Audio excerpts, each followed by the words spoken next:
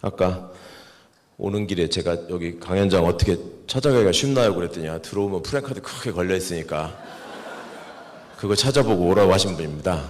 그래서 아무리 봐도 프랜카드가 없습니다라고 말씀드렸더니 오다가 보셨죠? 프랜카드 어디 크게 걸려 있는 거? 아 진짜 대단합니다. 나주.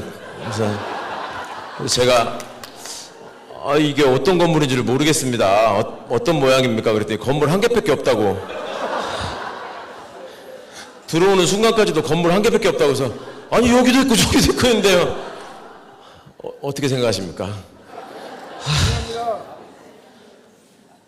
민주주의 지켜내기라는 제목으로 여기저기 가서 얘기를 하고 있는데 이제 민주주의를 지키기에 앞서서 건물 개수 쉬는 법, 그 다음에 프랜카드 거는 법, 이런 거에 대한 교육을 먼저 다음에 잘 하겠습니다.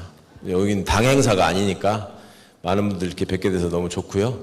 나주는 또 한전이 있잖아요. 그리고 여기 이제 우리 한전공대인데 제가 요거 만들어지는 과정에서 나름 또 그 역할을 했기 때문에 사실은 처음 와봤는데 되게 좀 뿌듯합니다. 우리 애들도 함께 차 타고 오면서 나주가 이렇게 좋아요. 그러면서 이제 들어가다가 대학이라고 하니까 이런 데가 다 있었다고. 그래서 야 여기가 나름 센 데다.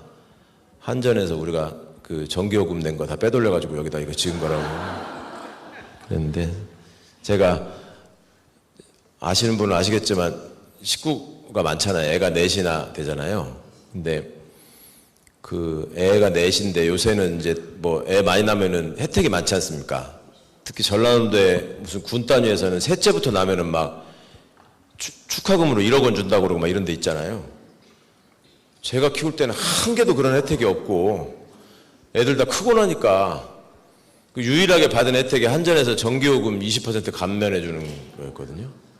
아까 우리 서 국장님이 이러저러한 저에 관한 신상 자료를 찾아보시고 그 예를 들어서 말씀해 주셔서 반갑기도 하고 한편 열받기도 하고 그랬는데 유튜브를 길게 보십시오. 중간중간에 쇼츠 찾아가지고 유튜브 다 봤다고 하지 마시고.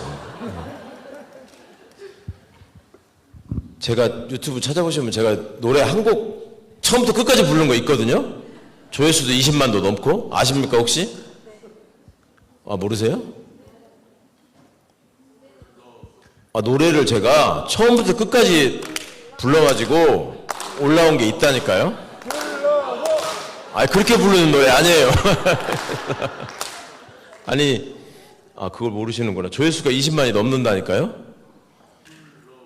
제가 노래를, 제목을 말씀드려도 모르실걸요? 무슨 노래인지? 오래된 노래라는 노래 아십니까? 모르시잖아. 스탠딩 에그라고 아십니까? 최강욱 오래된 노래 검색하시면 나옵니다. 제가 노래 불렀다니까요. 처음부터 끝까지. 근데 난데없이 조경수 씨의 행복이라는 그 얘기는 왜 나왔냐면 제가 아는데 조승우 씨 있잖아요. 탤런트 뮤지컬 배우 모르세요? 조승우? 예, 아는 걸 안다고 말씀해 주십시오. 강연을 혹시 유튜브로 보셨던 분도 계실 텐데 이 말씀을 잘 안 해주시면 제가 한동훈입니까? 왜 물어보는데 대답을 제대로 안 합니까? 이렇게 말씀을 드리는데 조승우 씨 아버지가 조경수 선생인데 그 조경수 선생을 모르는 분들이 이제 훨씬 많더라고요. 조경수 선생 아세요? 모르시는 분 아시는 게 자랑은 아니에요. 옛날에 70년대 말 80년대 초에 조경수, 최헌, 최백호, 윤수일 그죠? 그런 분들 함께 하실 때 그 조경수 선생의 아드님이 조승우 씨인데 제가 조승우 씨 아버지가 유명한 가수였다고 그러니까 이상한 사람 쳐다보듯이 보는 거예요.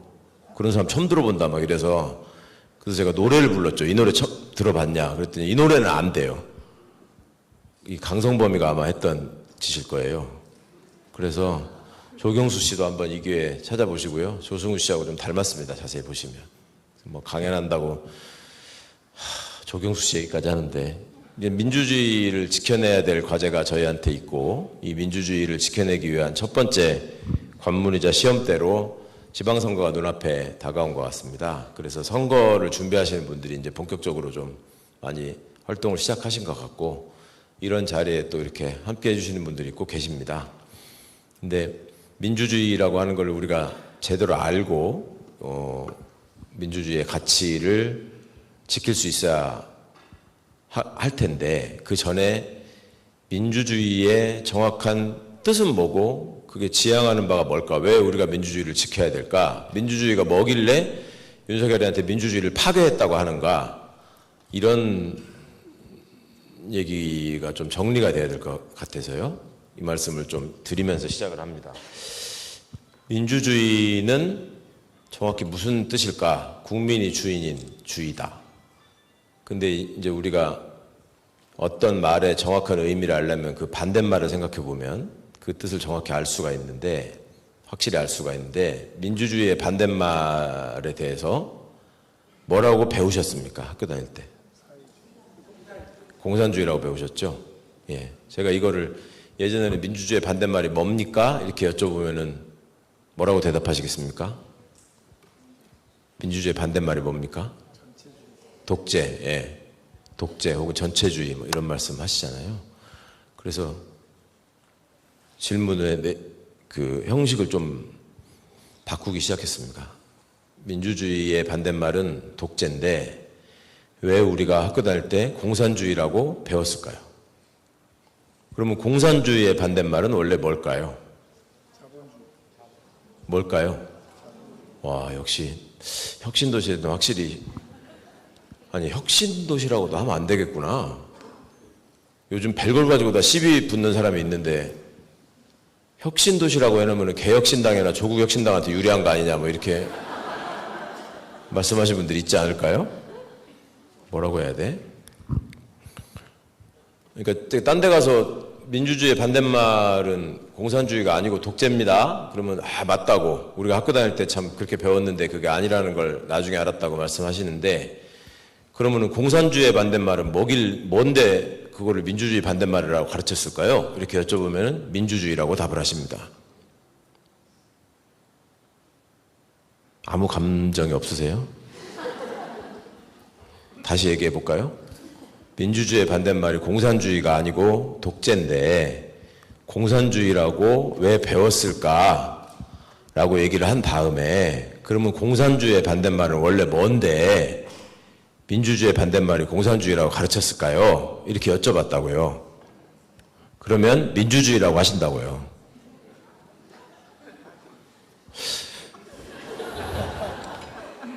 이게 또 얘기해야 되나요? 아니, 민주주의의 반대말이 뭐라고요? 독재고, 근데 민주주의의 반대말을 공산주의라고 가르쳤잖아요. 그럼 민주주의의 반대말이 공산주의면 공산주의의 반대말도 민주주의라고 가르친 거 아니에요? 근데 아니라면서요. 그래서 공산주의의 반대말이 뭐냐고 여쭤보면 민주주의라고 한다고. 포기하겠습니다. 웃자고 하는 얘기인데 무슨 말인지를 모르시니 나중에 방송 보신 분들이 댓글 좀 달아주시기 바랍니다. 이 나주의 척박한 현실에 대하여. 그러니까 공산주의의 반대말은 자본주의죠. 근데 그걸 민주주의라고 실제로 가르쳤죠. 왜 그랬을까? 민주주의의 반대말을 독재라고 가르치면 박정희나 전두환 입장에서 민주주의라는 건 이름에 주의가 붙어 있지만 다수의 뜻에 따르는 통치, 데모스 플러스 크라티아가 합쳐져갖고 데모크라시라고 하지 않습니까? 근데 공산주의라는 건 이념이거든요. 이즘, 커뮤니즘, 그죠? 자본주의, 캐피탈리즘, 사회주의, 소셜리즘. 근데 민주주의는 이즘이 아닌데 주의라는 말을 붙여놓고 반대말이 공산주의다. 마치 이념인 것처럼. 근데 그렇지 않단 말이죠. 왜 그렇게 가르쳤느냐? 독재라고 가르쳐 놓으면 독재는 혼자서 지 맘대로 하는 거고 민주주의는 다수의 뜻을 따르는 건데, 박정희 전두환이가 다수의 뜻을 따른 적이 없단 말이에요. 소수 맘대로 한 거지. 그러니까 국민들이 그 개념을 제대로 가르쳐주면 야, 네가 무슨 민주주의야, 독재지, 이렇게 깨우칠까 봐 반대말을 공산주의라고 가르쳐 놓으면, 그렇지, 김일성이가 공산주의고 박정희는 민주주의지, 김정일이가 공산주의고 전두환이는 민주주의지, 이렇게 되는 거죠. 그러니까 이게 사람들이 살기에 바빠서 그 생각을 잘 안 한다라고 하는 거를 기득권 지배 세력은 너무너무 잘 알고 있습니다. 옛날부터. 그래서 사람들은 생각하면서 살지 않고 사는 대로 생각한다. 그러니까 생각하면서 살지 않으면 사는 대로 생각하게 된다라는 말씀을 꼭 기억해 주십사 하고 제가 온데 다니면서 이 주제로 말씀을 드릴 때 얘기를 하고 있습니다. 방금도 지금 느끼셨잖아요. 생각을 잘 안 해보시니까 민주주의 반대말이 공산주의가 아니라고 해놓고 공산주의 반대말이 뭐냐고 하면 민주주의라고 합디다 그러면 최소한 반응이 있어야 되거든. 막 정적이 흐르잖아요. 저기 뭔 소리 하는 거예요, 저 자식이 지금. 이렇게 되는. 그게 이제 왜 그런지를 차차 좀 말씀을 드릴 텐데, 꼭 여러분 책임은 아닙니다. 그게 이 인류의 어떤 공통적인 현상이기도 하고. 근데 민주주의하고 또 함께 쓰이는 말이 법치주의라고 있죠, 법치주의. 법치주의를 특히 이제 이 검사였던 것들이 정치를 하면은 법치주의를 얘기를 많이 하거든요. 윤석열, 한동훈이가 법치주의 얘기를 많이 했죠. 그러면 법치주의라는 게 뭘까요? 법치주의도 정확히 그게 무슨 뜻인지를 알려면 반대말을 생각해 보시면 좀 뚜렷해질 수 있는데 법치의 반대말은 뭘까요? 법치주의의 반대말. 이건 잘 안 들어보셨을 거예요. 학교에서 안 가르쳐 주거든. 법치주의의 반대말이 뭔지를. 왜냐하면 가르쳐 주면 큰일 나거든, 이거는. 그러니까 민주주의를 반대말을 공산주의라고 가르쳐야지 자기한테 유리하니까 그렇게 가르쳤다고 말씀드렸잖아요. 법치주의의 반대말. 네. 무정부주의. 이렇게 생각하시는 분들이 계시죠. 법치주의 반대말 무정부주의 혹은 무법천지. 네? 방임주의. 예? 일치주의? 인치. 예. 그러니까 이제 법치의 반대말은 인치입니다. 인치. 근데 아까 말씀처럼 무정부주의, 무질서, 무법천지 이런 걸 떠오르시는 분들이 현실적으로 많죠. 제가 어디 강연하러 다니면서 인치라고 좀 하고 다니는데 그 뜻이 아시겠습니까? 법치의 반대말이 왜 인치라고 하는지?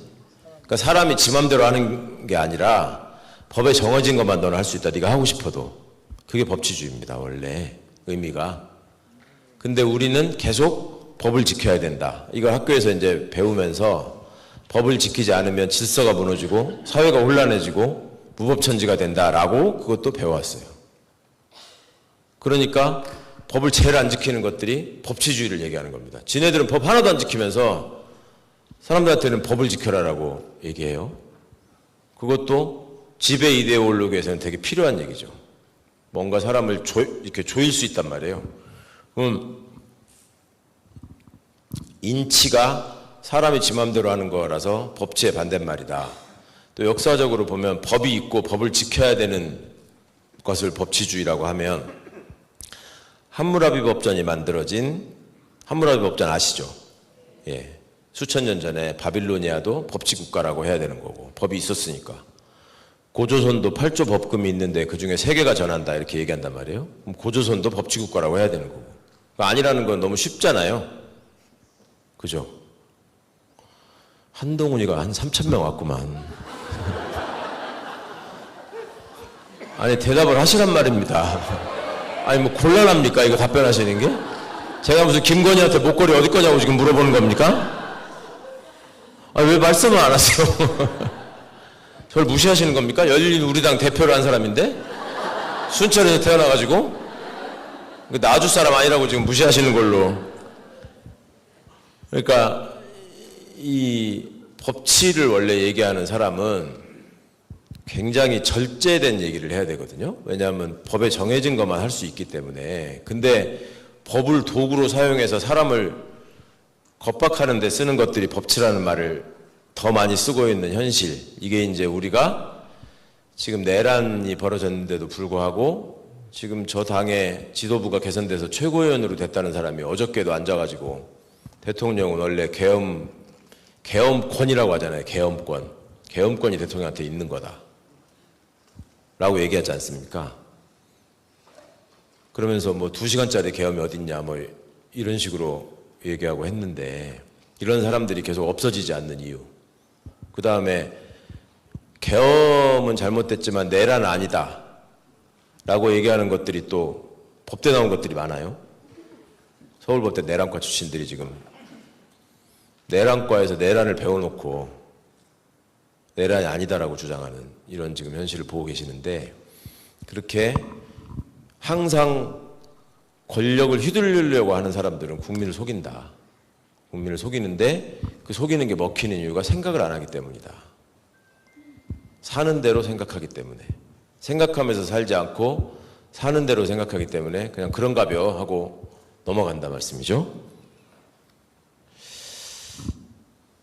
진보와 보수를 많이 얘기합니다. 제가 책에다가 잠깐 담은 내용이라서 좀 소개를 드리고 싶은데, 이걸 한번 책을 이제 아까 많은 분들이 좀 사인하라고 이렇게 보여주셨는데, 초판 제 책이 이제 10쇄를 찍게 됐는데요.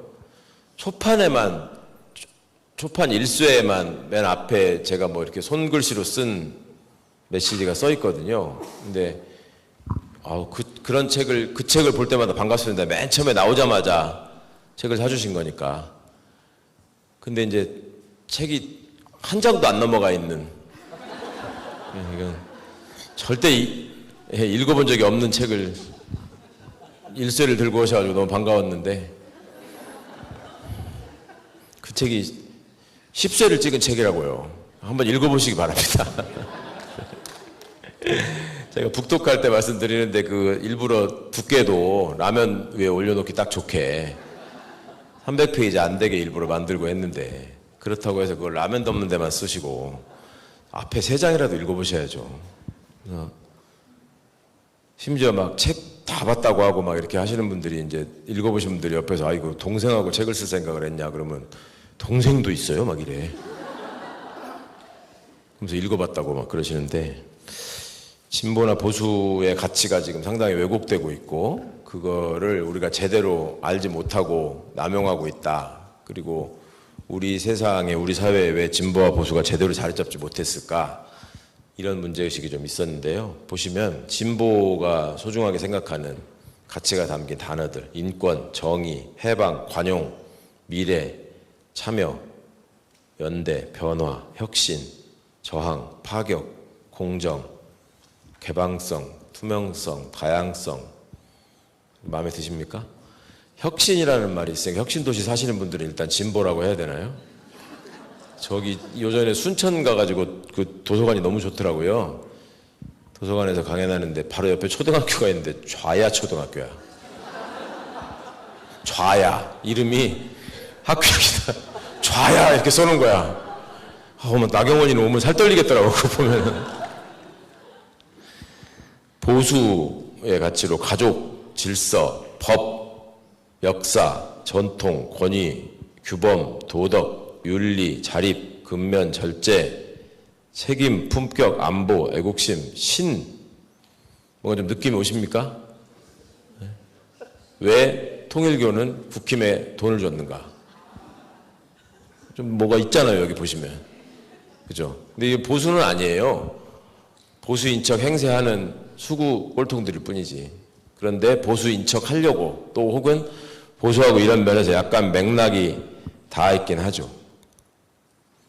그래서 이런 가치 같은 게 이제 함께 다 사회에 공존하면서 서로가 의미 있는 담론을 내세우면서 경쟁하는 게, 그게 제대로 된 민주주의인데, 왜 우리는 진보와 보수의 개념을 제대로 알지 못하고, 민주주의의 개념도 제대로 알지 못하고, 법치주의의 개념에 대해서는 제대로 설명 들은 바도 없이 왜 이렇게 살아왔을까? 그 근본적인 이유에 대해서 백낙청 선생님은 분단체제 때문이다.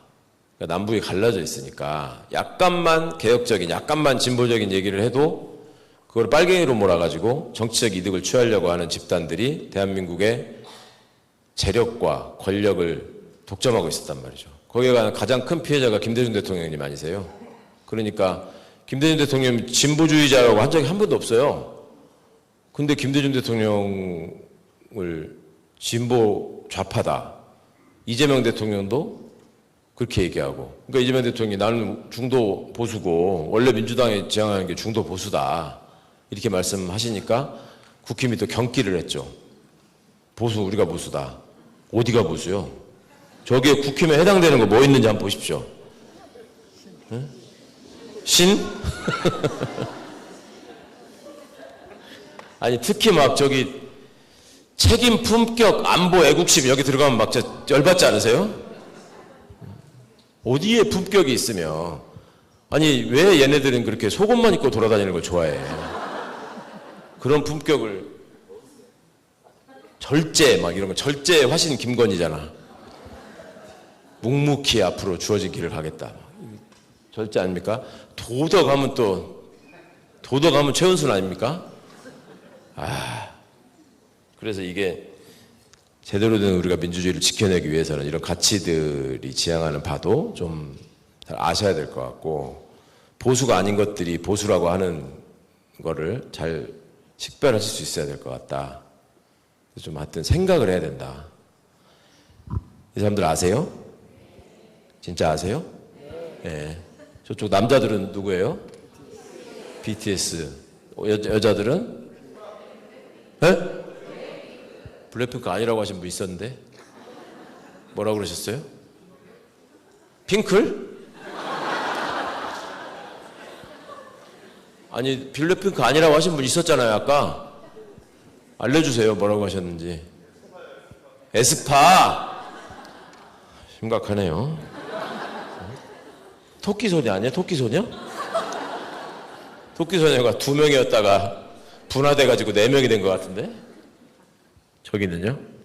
흰 옷 입은 사람들 저쪽에 머리띠 뉴진스. 이쪽은요? 청바지? 예, 르세라핌. 지금 이제 저걸 보시면서 이게 뭔 일인가 싶으신 표정으로 지금 앉아 계신 분들이 있습니다. 이거 넘어가서 이제 남진 나오나 조용필 이미자 이렇게 나와야지 마음이 편해지시는 분들. 정이 그것도 아니면 이명웅이하고 김호중이를 띄워라.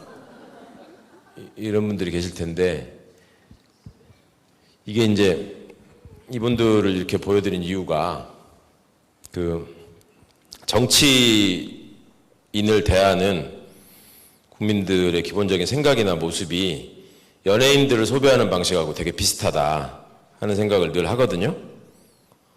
그러니까 정치인이나 연예인이 똑같이 인기를 갈구하고요. 그 다음에 그 인기가 순식간에 사라지는 경우도 많고요. 그 다음에 센터 본능이 있습니다. 어디서든지 가운데에서 주목을 받고 싶어하고. 그 다음에 사람들이 정치인이나 연예인들을 보면은 사진을 찍고 싶어하고 사인을 받고 싶어하고 뭐 이런 경향이 정치인들보다 연예인한테 더 있기는 하지만 정치인한테도 일부 있죠. 그러니까 그런저런 점들이 그리고 이제 자기 그 인기를 위해서 여러 가지 그 이슈를 자꾸 만들어내고 그리고 기사에 자기 이름이 안 나오면 불안해하고 그런 증세들이 좀 있습니다. 근데 이 정치인과 연예인을 대하는 시민들의 입장에서 보자면 이게 이제 여러 가지 모습으로 또 공통점이 나타나는데 그 중에 하나가 팬덤 현상이에요. 팬덤 현상. 팬덤 현상이라는 게 뭐냐? 이번에 국힘 전당대회를 하면서 전환기를 품는 자가 대표가 될 것이다. 보셨잖아요. 그럼 막 이제 좋아가지고 자기 또 유튜브 방송하더라고. 전환기를 품는 자가 대표가 되지 않았습니까?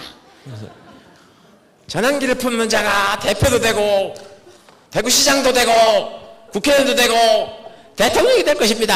막 하잖아요. 그러면 전환길이라는 사람을 되게 좋아하고 지지하고 추종하는 분들이 있어요. 그러니까 막 거기 서가지고 막 이러잖아요. 이게 전환길이 나름의 팬덤이 있다라고 생각하는 것 같고 그 팬덤을 만들기 위해서 또 정치인들이 또 애를 많이 쓰죠. 주제 넘게. 그러니까 뭐 하다가다가 안 되면은 막 이런 거 들고 얼굴을 지가 미는 놈도 있고. 아, 이것도 무슨 말인지 모르시는구나. 세상 일에 관심을 좀 가지시기 바랍니다. 제발. 그래서 그런 일들을 하는데 이번에 국힘의 전당대회를 보고 한겨레 성한용이라는 분이 이런 칼럼을 썼어요. 최근에 읽어드리겠습니다. 거시적 관점에서 이번 전당대회 결과는 팬덤 정치가 마침내 국민의힘을 집어삼킨 사건으로 해석할 수 있다. 팬덤 정치가. 팬덤 정치는 세 가지 특징이 있다. 첫째, 정치의 주도권을 정치인이 아니라 팬덤이 쥔다. 전환기를 품는 자가 당대표가 될 것이다. 이 말입니다. 맞습니까? 예. 둘째, 증오와 분노를 에너지원으로 타자화와 갈라치기를 끊임없이 반복한다. 그러니까 한동훈이는 중국 사람이다. 아니 저기서 그 사람들 뭐 얘기했어요. 트럼프가 항공모함을 타고 와서 윤석열을 구해낼 것이다. 이재명 대통령은 미국에 가면 체포될 것이다. 실제로 얘기를 했단 말입니다. 이거를 다시 읽어드릴게요. 증오와 분노를 에너지원으로 타자화와 갈라치기를 끊임없이 반복한다.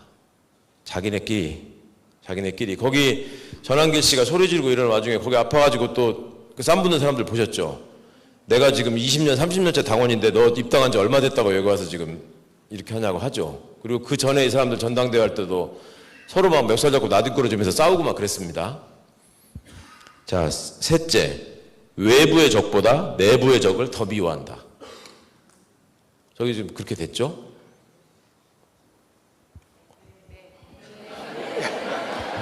죄송합니다. 자꾸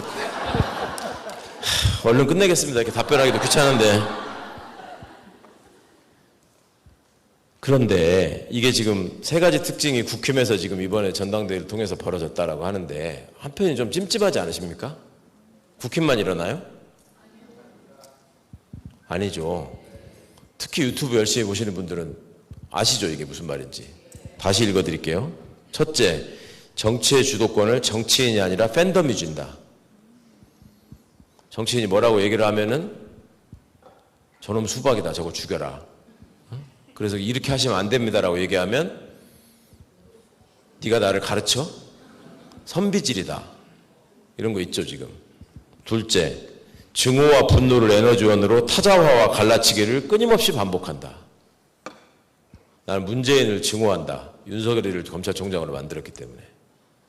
난 조국을 증오한다. 윤석열이가 검찰총장이 되는데 책임을 다하지 않았기 때문에. 나는 최강욱을 증오한다. 저놈이 윤석열 인사검증을 제대로 안 했기 때문에.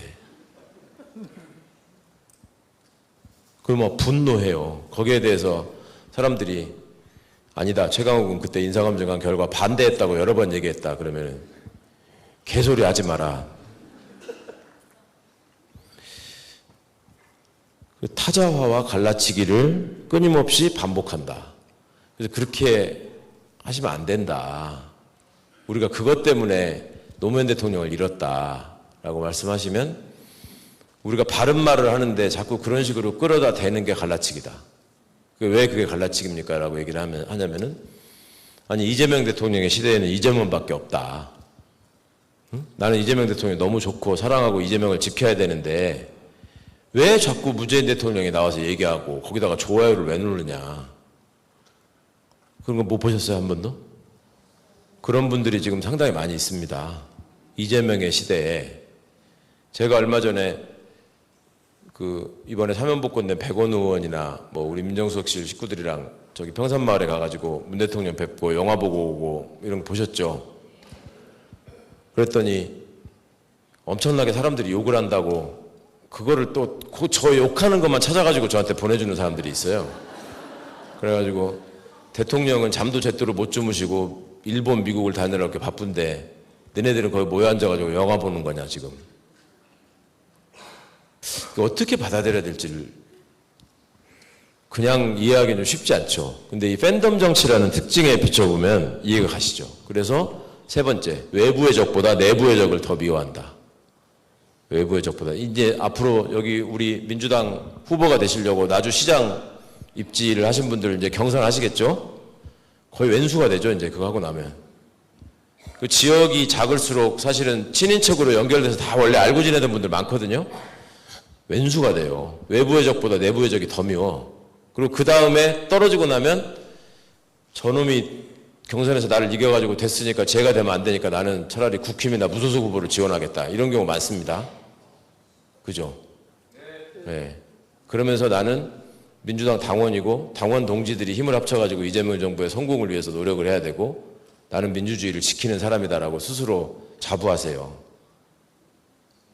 그러니까 이게 이렇게 갈 수밖에 없는 것인가, 이렇게 해야만 하는가를 민주주의를 지키기 위해서, 건강한 지방정부를 만들기 위해서 한번 좀 생각해 보셔야 되지 않을까 하는 마음이 드는 거죠. 그리고 우리는 어떤 기준으로 누군가를 지지하고 팬이 되는가, 이것도 좀 한번 생각해 보실 필요가 있지 않을까. 그러니까 이제 사실은 이게 사람들이 기본적으로 갖고 있는 속성이라서 이게 없어질 수는 없습니다. 이건 자연법칙 같은 거거든요. 그러니까 이런 증세가 있기 때문에 그 한학자 씨 요새 텔레비전 나오는 거 혹시 보셨습니까? 왕관이랑 쓰고 망토 입고 뭐 이런 거 하나 들고 지팡이 같은 거 들고 딱 앉아가지고 내가 이 나라에 뭐 하늘이 임했음을 선포하노라 막 이렇게 하시잖아요. 거기에 막 감동해버리잖아. 그거 비슷한 거죠. 기본적인 심리적 바탕은 신천지 이만희 씨가 신천지 그 행사에 등장하시는 장면, 이거 영상 찾아보시면 나오거든요. 보신 분 있으십니까? 예. 네. 이런 장소예요. 저쪽에서 문이 열리고, 문이 열리네요. 그대가 들어오죠. 한눈에 난 교주님인 걸 알았죠. 흰 옷 입고 영감님이 천천히 걸어오세요. 그 자세히 보시면 바닥에 쫙 선녀옷 입은 사람들이 앉아가지고 이렇게 하고 있고, 나팔 불고 따라오는 사람도 있고, 군인들 의장대가 뭐 칼 들고 이거 딱 하는 거 있잖아요. 그런 것도 하고. 꼭 찾아보십시오. 꼭 찾아보십시오. 예, 제가 여기서 일일이 다 틀어드릴 수는 없으니까. 그런 일들이 왜 벌어질까? 그분들이 그냥 있는 게 아니라 또 적극적으로 행동하시잖아요. 그래서 그분들이 원하는 걸 이루잖아요. 이번에 홍준표 씨가 얘기했죠. 자기가 대통령 후보 경선할 때 윤석열하고 할 때 신천지하고 통일교가 개입해가지고 엎어졌다라고 얘기하잖아요. 그 사람이 그 당 대표였던 사람입니다. 대통령 후보도 했었고. 자기들은 다 알아요, 그거를. 아는데 아니라고 자꾸 우기고 싶은 거지. 근데 왜 그렇게 할까? 지네들 당원 수준도 비슷하다는 거 알거든, 이것들이. 그러니까 그냥 아무 얘기나 하고 해도 그냥 깃발 하나 들고 선동하면 그대로 따라온다. 왜냐하면 생각을 해보면 그 당을 지지할 수가 없어요. 생각할 수 있는 능력이 있으면. 그렇지 않습니까? 예전에 천정배 장관이라고 우리 저기 한때 진짜 총망받았던 정치인 있잖아요. 천정배 장관이 목포가 낳은 3대 천재라고 하면서 김대중, 천정배, 세 번째는 자기. 뭘 이렇게 3대 뭐 하면 항상 세 번째 사람은 없어요. 지가 들어가야 되니까. 근데 그 천정배 의원이 그 말씀 하셨다고. 사람으로 태어나서 어떻게 한나라당을 지지할 수가 있냐. 근데 우리도 조금만 생각을 해보시면 진짜 거기 지지하기가 힘든 당이에요. 근데 그렇게 많잖아요. 대통령 선거하면 막 40% 넘는 사람들이 표를 찍지 않습니까? 우리가 5,200만 정도 지금 인구가 돼 있다고 하는데, 그러면 2천만이 넘는 사람이 지금도 여전히 윤석열, 김문수를 지지한다는 거거든요. 2천만이라는 게 웬만한 나라 인구가 그만큼 안 되는 나라가 훨씬 많아요. 근데 그런 사람들이랑 같이 살면서 민주주의의 발전을 얘기해야 되는 거란 말이죠, 우리가. 그러니까 이게 얼마나 어려운 일인가.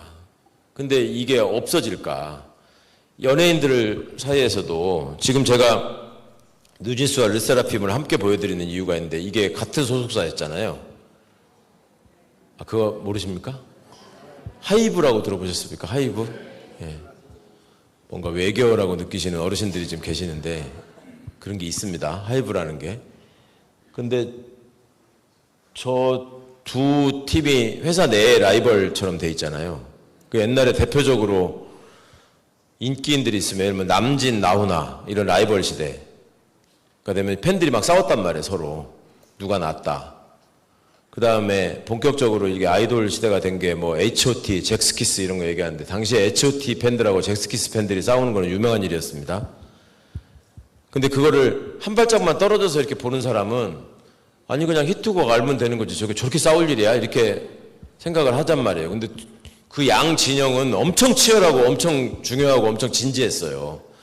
지금 당 내에서 벌어지는 일들이 그 비슷하죠.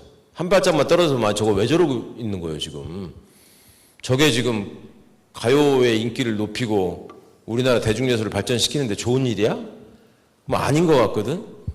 근데도 그냥 막 싸워. 그러고 나서 또 특징이 뭐냐면 한 2, 3년만 지나면 또 정신 차립니다. 내가 왜 그랬을까? 외우도 좀 비슷하거든요.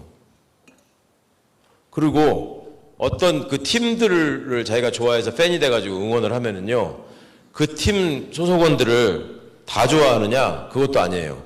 나는 방탄소년단의 RM이 좋아. 나는 정국이 좋아. 나는 뷔가 좋아.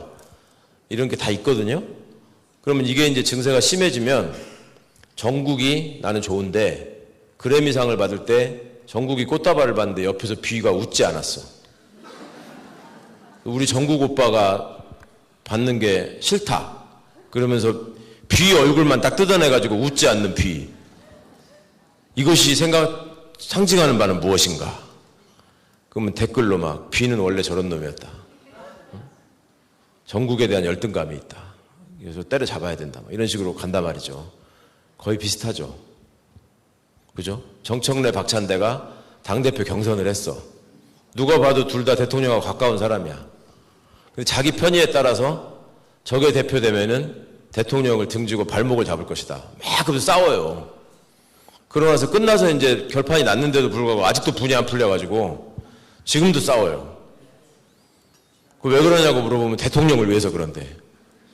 그럼 정작 대통령은 늘 기회가 있을 때마다 뭐라고 그러냐면 우리는 화합하고 단결해야 됩니다. 우리가 합칠 때만 이겼습니다라고 늘 얘기하거든요. 그죠? 당대표 때나 대통령 됐을 때나 똑같은 얘기를 해요. 그럼 아니 대통령이 그렇게 말씀하시는데 제발 좀 싸우지 마시라. 그러면 아니다. 저 사람 대통령이기 때문에 저렇게 말할 수밖에 없다. 사실 대통령이기 때문에 말 못하는 그 간절한 마음을 대통령을 사랑하는 우리가 대신 얘기해서 대통령이 말은 안 하지만 속으로 저 껄쩍지근하게 생각하는 것들을 우리가 공격해야 된다. 이런 신념에 불타는 분들이 있죠. 그게 문재인 대통령 때도 있었습니다. 스스로 문파라고 하고, 그죠? 그러면서 그때 누구를 공격했는지 아십니까? 저거 같은 당에 있지만 시간 지나면 문재인을 공격하고 등지고 잡아먹을 것이다 라고 하면서 저걸 처단해, 저걸 쫓아내는, 저걸 죽여야 된다. 누구 공격했는지 아세요? 문재인을 사랑하는 사람들이. 당시에 이재명을 공격했어요. 기억나세요? 지금 이재명을 사랑하는 사람들이 하는 일이 제가 보기엔 거의 똑같아요, 지금. 그러고 나서 그 문재인을 위해서 이재명을 공격한다는 사람들이 나중에 이재명 대표가 대통령 후보가 되니까 문재인 대통령이 이재명 후보를 만나서 격려했다는 이유로 문재인에게 실망했다. 네? 그리고 이재명 대통령 후보가 되니까 이재명이 대통령 되면 문재인을 칠 거기 때문에 우리는 문재인을 보호하기 위해서 윤석열을 지지하겠다. 실제로 그렇게 했습니다. 그 때로 몰려가서 윤석열을 지지했어요. 진짜로. 모르세요? 그렇게 했어요. 그러고 나서 문재인 대통령이 평산마을에서 이재명 후보를 만나가지고 서로 껴안고 서로 같이 손잡고 만세 부르는 모습을 보니까 문재인이 이재명을 지지했기 때문에 문파에서 문재인을 제명한다. 웃자고 하는 얘기 같으시죠? 진짜로 그랬습니다. 진짜로. 그래서 이게 걱정인 겁니다. 이 사람들이 과연 무엇을 위해서 이러는 것인가? 제정신인가? 그러니까 나는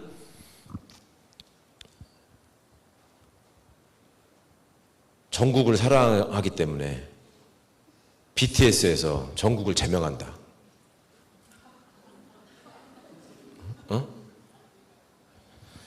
길게 말씀드리면 또 이따가 이 문제에 대해서 불만 있으신 분은 질문하시기 바랍니다. 이게 이제 몇 번 말씀드려서 보신 분들도 계실 텐데 주유소에 기름 들어가시면 저 무연휘발유하고 경유 중에 골라서 넣으시죠. 경유차 타고 가가지고 휘발유 넣으면 난리 나는 거 아시죠? 예. 휘발유차에 경유 넣기는 쉽지 않거든요. 아세요? 이거 주유구가 경유차가 좀 더 굵어요. 그 안 들어가 휘발유차에 넣으려고 그러면. 근데 경유차에 휘발유 넣는 거 들어가거든. 경유차에도 휘발유 넣는 사람들 종종 있습니다.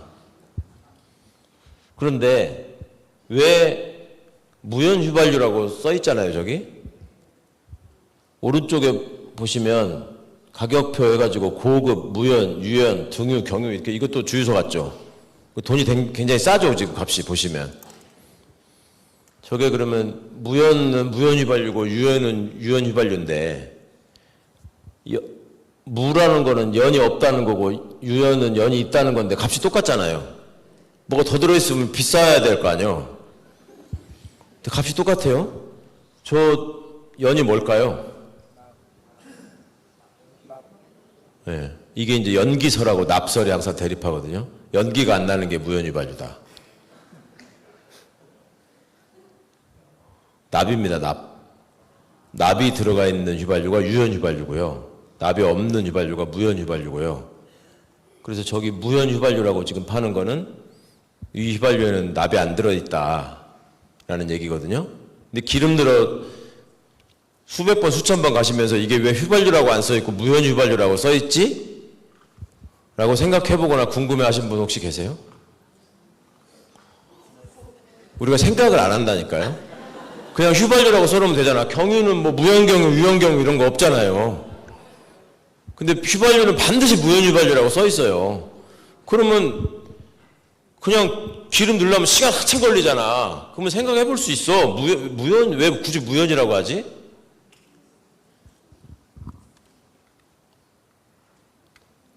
유연 휘발유가 판매 금지돼 있어요, 지금. 이것도 처음 하셨을 거예요. 근데 언제부터 판매 금지가 됐느냐, 우리나라에서? 1993년부터. 이게 30년이 넘은 일인데 오늘 처음 보시는 분들이 많을 거예요. 전국 어디를 가나 그래요. 판매 금지가, 유연 휘발유가 왜 판매 금지가 됐을까요? 클레어 패터슨이라는 사람이 미국의 유명한 화학자인데 지구의 나이를 계산한 사람입니다. 지구의 나이를 계산하는 방식이 방사성 동위원소가 붕괴하는 반감기를 측정해가지고 뭐 이제 유물들 측정할 때 뭐 탄소 연대 측정 이런 말씀 들어보셨죠? 그 지구 나이가 뭐 37억 년이다, 40억 년에 가깝다, 뭐 이런 얘기를 이분이 처음 계산한 거거든요. 그래서 공기 중에 있는 그 분자 원자들을 이렇게 분석해가지고 이거를 알아내겠다 생각을 하고 했는데 자꾸 데이터가 안 맞는 거예요. 그 보니까 납이 그렇게 많아, 납이 대기 중에. 그 납이 무거운 원소인데 왜 이렇게 납이 많을까 궁금해가지고 옛날에는 어땠을까 해가지고 남극 북극에 만년빙 있는 데 가가지고 이렇게 가늘게 이게 얼음을 쭉 뚫어서 뽑아내가지고 그 얼음 안에 갇혀있는 옛날 공기를 분석을 해봤습니다. 시대별로. 옛날에는 공기에 납이 없었고 1920년부터 20년대 들어오니까 대기 중에 납성분이 갑자기 확 늘어난다는 걸 발견하게 되거든요. 그래서 이게 왜 그럴까를 연구를 생각을 해보니까 미국의 포드 자동차가 대중화돼 가지고 소위 마이카 시대가 열린 게 1921년부터입니다. 그때 자동차 엔진이 휘발유를 넣고 돌아가는데 이게 휘발유가 노킹 현상이라는 게 있어가지고 그 이렇게 사행정으로 돌아가야 되는데 슉슉슉 돌아가지가 않고 턱턱 이렇게 하는 현상이 있었어요. 그래서 이걸 해결하기 위해서 연구를 하는데 한 화학자가 납을 좀 집어넣어 보니까 이게 부드럽게 돌아간다. 그래서 유연 휘발유가 생깁니다. 유연 휘발유를 넣게 되거든요. 자동차가 부드럽게 달려가기 위해서. 그러다 보니까 이제 휘발유에 포함되어 있던 납이 대기 중으로 막 뿜어져 나온 거예요. 그래서 1920년부터 21년부터 대기 중에 납 성분이 늘어났고 이걸 이제 여러 학자들이 또 검증을 하죠. 이과에서는 누가 하나 주장을 내세우면 그걸 검증하니까 실험과 다 맞아요. 또 이런 다른 차원에서 검증한 분들도 있었어요. 대기 중에 납 성분이 인체에 유해한 것인가 이거를 이제 연구해서 또 밝혀냈죠. 생물학자, 화학자, 의학자 이런 사람들이. 그리고 어떤 사람들은 또 연구를 해보니까 납이 이 대기 중에 많이 농도가 짙어지기 시작한 1966년부터 1975년 사이에 태어난 사람이 다른 시기에 태어난 사람보다 평균 IQ가 5 내지 10이 낮더라. 낮다. 그만큼 영향을 미친다라는 얘기를 과학적인 실험 결과로 밝혀냈습니다. 제가 이렇게 여쭤보는데 답변을 못 하신다거나 굉장히 쉬운 얘기를 물어보는데도 이게 뭔 소리인지를 모른다거나 공산주의가 민주주의 반대말이 아니라고 하시면서 공산주의 반대말이 뭐라고 하면 뭐냐고 여쭤보면 민주주의라고 하시는 분들이 있더라. 그럴 때도 아무 감흥이 없으신 분들은 1966년부터 75년 사이에 무슨 일이 있었던 겁니다, 본인한테. 그래서 제가 여러분의 책임이 아니고 이건 납의 책임이다. 그 말씀을 드리는 거고요. 그래서 이 사람이 이제 지구 나이를 완전히 계산한 다음부터 1965년부터 대기 중에 납성분을 줄여야 된다. 시민들의 생명과 안전이 위협받고 있다. 그래서 휘발유에서 납을 사용하지 못하도록 하는 운동을 하는데 평생을 바칩니다. 근데 이거는 너무너무 명백한 거잖아요. 여러 실험 결과로 다 확인이 됐고 입증이 됐고 납이 유해하다는 건 다 알잖아요. 근데 그러면 미국에서 이 사람이 이걸 했는데 미국에서 휘발유가 유연 휘발유가 완전히 사라진 게 몇 년도일까요? 아까 우리나라는 언제부터 없어졌다고요? 93년. 미국에서 판매 금지가 된 거는 86년. 그러면 우리는 7년 동안 더 납을 먹고 있었던 거예요. 왜 그런지도 모르면서. 그죠? 그리고 판매 금지가 됐는데 왜 판매 금지 됐는지도 모르고 심지어 유연 휘발유가 옛날에 있었다는 것도 별로 생각 안 하고 왜 휘발유가 굳이 무연 휘발유라고 써놨는지에 대해서도 아무런 궁금증이 없어. 이때까지 한 60년 살았는데. 그죠? 그러면서 막 납을 먹고 있었어. 나도 모르게. 그러면 그런 사람들을 속여먹기가 정치인들이 얼마나 좋습니까? 정치라고 하는 거는 국가라고 하는 거는 정부라고 하는 거는 국민의 행복을 위해서 또 국민의 생명과 안전을 지키는 것이 가장 중요한 존재 이유다. 이런 말씀 많이 들으셨죠? 근데 생명과 안전에 유해하잖아요. 해롭잖아요. 그 명백하잖아요. 근데 우리는 미국 사람들보다 뭘 잘못했길래 7년을 더 먹은 거예요, 납을. 그리고 자기가 먹은지도 몰라, 지금. 그 내일이라도 유연유발유 팔면은, 아, 이거는 뭐가 더 들어갔구나 해가지고 그거 살 거야, 아마. 하나 더 붙여주는 건 줄 알고. 그러면 이 클레어 패터슨이라는 사람이 65년부터 시작했는데 86년에 없어졌으면 21년 동안 그렇게 얘기를 했는데 21년 걸렸다는 거잖아요. 없어지는데. 왜 그랬을까요? 이거 누가 없애야 되는 거예요? 없애려면? 정부가 규제를 해야 되는 거 아니에요? 휘발유 판매 기준에서 납성분이 들어가 있으면 안 된다 해가지고 해버리면 못 파는 거 아닙니까? 근데 그렇게 하려면 법을 만들어야 되잖아요. 그러면 의원들이나 공무원들이 이걸 해결했어야 되는데 안 한 거 아니에요? 20년이 넘도록. 왜 그랬을까요? 아니, 국민의 생명과 안전을 위해서 일한다는 것들이 왜 안 했을까요? 20년이 넘도록. 그러니까 유연 휘발유를 여태 생산하던 정유회사가 돈이 많은데 그거를 무연으로 바꿔라. 그러면 돈이 엄청 들 거 아닙니까? 그러면 그 돈 쓰는 것보다 공무원이나 의원들한테 뇌물 매겨가지고 규제 못하게 하는 게 훨씬 싸게 먹히는 거 아니에요? 그러니까 안 바꾸지, 당연히. 그러면서 왜 그러냐더니 그러면 자본주의 사회는 원래 비용과 이익을 계산하는 사회 아니냐. 그러니까 지금 이재명 대통령이 말씀하는 게 그거 아니에요. 뭐를 기업이 왜 그렇게 하냐고 맨날 뭐라고 할 게 아니라 그렇게 하면 손해라는 거를 확실하게 제도적으로 우리가 만들었냐를 생각해봐라. 어? 야간 잔업시키고 뭐 사람이 죽어나가도 계속 그런 일이 반복되는 이유가 그렇게 해서 나중에 걸렸을 때 문제가 생겼을 때 내는 과태료가 뭐 500만 원부터 3천만 원? 뭐 이런 거 막 확인하는 거 보셨죠? 갖고라고 해가지고. 그것도 아무도 모르잖아요. 국무위원들이 다 앉아있는데. 그러니까 그런 상황에서 누가 이걸 지키겠냐. 그 너무나 실질적인 말이잖아요. 이거 똑같아요. 자, 그렇게 해서 정치인이나 공무원들이 이걸 바꾸지 않는다. 그러면 이거를 알려야 되는 사람은 누굽니까? 언론이 알려야 되잖아요. 언론도 보도를 안 해. 왜 그랬을까요? 클레어 패터슨은 자기한테 돈 주는 게 없는데 정유회사는 돈을 주거든. 그거 안 바꾸는 겁니다, 또. 그러면 언론도 알리지 않아. 정치인들도 문제를 제기하지 않아. 공무원들 아무 생각 없어. 그러면 그래도 마지막에 그래도 이건 아니다. 납을 뿜어내는 휘발유 못 쓰게 해야 된다라고 해야 될 책임 있는 사람 또 누가 있을까요? 이게 학자나 지식인들은 이걸 얘기해야 될 거 아니에요. 그래서 클레어 패터슨은 죽을 때까지 계속 얘기했다는 거잖아요. 근데 이 사람을 외롭지 않게 만들었어야 될 거 아니야. 똑같이 화학 연구하는 사람들은 적어도 알았을 거 아니에요. 근데 그런 사람들한테 클레어 패터슨의 얘기가 틀렸다라고 얘기하면 연구비를 주고 방송에 나와서 발언할 수 있게 하고 그 다음에 이런 똑같은 연구를 하는 사람은 연구비 끊어버리고 그거를 연구비를 지급하는 사람은 기업이나 정부의 담당자들이거든. 그럼 그 사람들이 이걸 숨기고 있는데 이걸 알리는 사람한테 연금을 주겠습니까? 안 주잖아요. 그러니까 이것도 이제 권력하고 금력과 지식인이 결탁하는 거죠.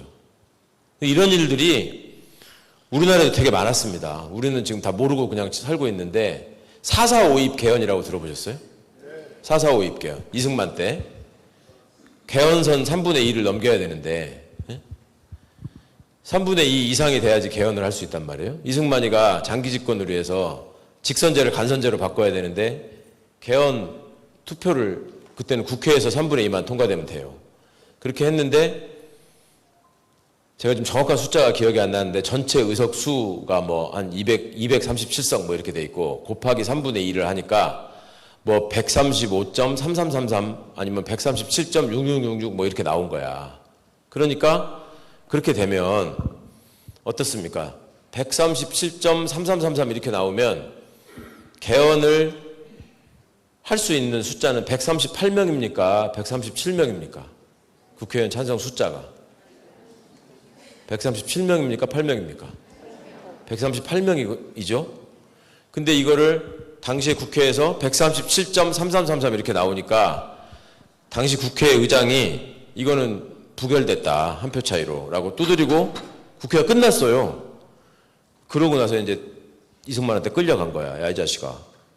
이거를 부결됐다고 하면 어떡해. 다시 해. 그런데 다시 해가지고 그 다음날 국회를 다시 소집을 해가지고 내가 다시 생각을 해봤는데 137.3333인데 그러면 사람이 3분의 1짜리가 더 있어야 된다는 건데 3분의 1짜리 사람은 없기 때문에 그거는 버리는 거다. 그래서 137명이면 맞다. 그래서 다시 통과됐다. 그렇게 한 거예요. 그게 4.4.5입 개헌이에요. 그러니까 사람들이 그때부터 생각하는 사람들이 약간 있었을 거 아니에요. 이거 좀 이상한데? 이게 이렇게 하면 맞는 거예요, 이게? 138명이 돼야지 어떻게 137명이면은 모자라는데 3분의 2 이상이어야 되는데 그게 137.3333이건 111이건 137이라는 거는 이거보다 부족하잖아요. 뭐 이거 아니지 않아? 이렇게 이제 얘기를 한 거예요. 그러니까 민심이 흉흉해졌다고. 그러니까 어떻게 했냐면 대한수학회장이 9시 뉴스에 나와가지고 수학자들이 회의를 했는데 이건 137이 맞다 이렇게 발표를 해요. 왜 그랬을까요? 그 사람들 사이에서 이제 그 얘기가 됐을 때 제가 신정훈한테 이게 137이 맞아 8이 맞아 그러면 신정훈이 138이 맞지 이러는 거야. 그럼 아니 137이 맞다는 대통령이 나는 대통령을 사랑하는데 대통령이 137이 맞다고 국회의장도 국회의원들이 다 모여가지고 그렇게 했다고 했는데 국회의원들이 그렇게 많은 사람이 정운영보다 멍청하겠어? 그 똑똑한 사람들이 다 그렇게 얘기하면 그게 맞겠지. 그러면 신정훈이 야 인마 생각을 해봐. 이렇게 해서 곱하기를 하면 이렇게 해갖고 333 이것이 넘어가야지. 이것이 안 되는데 지금 이게 3분의 2 이상이라는 게 맞아? 그러면 그 다음부터 제가 할 말이 없잖아. 그럴 때 비장의 무기가 있지. 대한수학회장이 그게 맞다는데 신정훈 당신이 지금 대한수학회장보다 수학 잘해? 한번 풀어볼래? 이러면 이제 신정훈이 불안해지기 시작한단 말이에요. 그걸 노린 거예요. 그걸 노린 거야. 그렇게 하면서 그게 한번 쓱 지나가면 사람들이 생각을 안 한다는 걸 알기 때문에 누가 또 다시 계산해보지 않는다는 걸 알기 때문에 권력을 두려워한다는 걸 알기 때문에 자기가 귀찮아지는 걸 싫어한다는 걸 알기 때문에 그냥 밀어붙이는 거예요. 근데 그때 그 발표한 대한수학회장 그 사람은 그거 몰랐을까요? 그렇게 하면 안 된다는 거? 알았을까요? 몰랐을까요? 알았죠. 근데 그러고 나와서 얼굴 팔았으니까 뭔가 보상을 해줬을 거 아닙니까? 이번에 해병대 사령관 그 박정훈 대령권 가지고 그 이상한 소리 하는 거 보셨죠? 그 껄쩍지근한 표정으로 앉아가지고 이번에 보니까 그놈 뒷구멍으로 받아 챙긴 게 있었잖아요. 너 사령관 더하게 해줄게. 원래 해군거 호텔인데 해병대가 갖게 해줄게. 그렇게 해서 넘어간 거 아닙니까? 그러니까 그런 거를 이렇게 던져주면 먹고 입 다물어. 그럼 그때 그 대한수학회장은 어떻게 됐느냐? 그 사람 동상이 지금 연대 앞에 있어요. 연대 훌륭한 학자라고 대한민국 천문학을 연 가장 훌륭한 학자라고 하고 저 알스 신잡 이런 거 보셨죠? 알쓸신잡 시즌 2인가 3에 보면은 그 천문학자 한 사람 나오죠. 여자분. 그리고 곱상하게 생기신 분. 기억하세요? 알쓸신잡도 안 보시는구나. 알쓸신잡에 그분이 나와가지고 천문학에 대해서 얘기하면서 그분을 되게 이렇게 한국 천문학의 지평을 연 분이라고 얘기를 해요. 그 사람이 대한수학회장이었어, 당시에. 근데 우리는 아무도 모른단 말이에요, 그걸. 또 있습니다. 금강산댐이라고 들어보셨죠? 그것 때문에 평화의 댐 짓는 성금 내야 된다고 해가지고 그때 막 학교 다닐 때 돈 내시고 그랬잖아요. 그래갖고 뉴스 보면은 수조 갖다 놓고 물 채워놓고 63빌딩이 반쯤 잠기고 국회의사당은 뚜껑만 이렇게 올라와 있고 그거 있었습니다. 기억하세요? 자랑이 아닙니다. 나이가 많다는 거예요. 거의 40년 전이에요, 그거. 근데 결과적으로 어땠습니까? 사기였잖아요. 그러면 그때 그 수조에다가 물 받아놓고 그걸 아니 상식적으로 생각을 해봐도 한강물이 뿌르면 넘치지. 그게 잠겨? 다?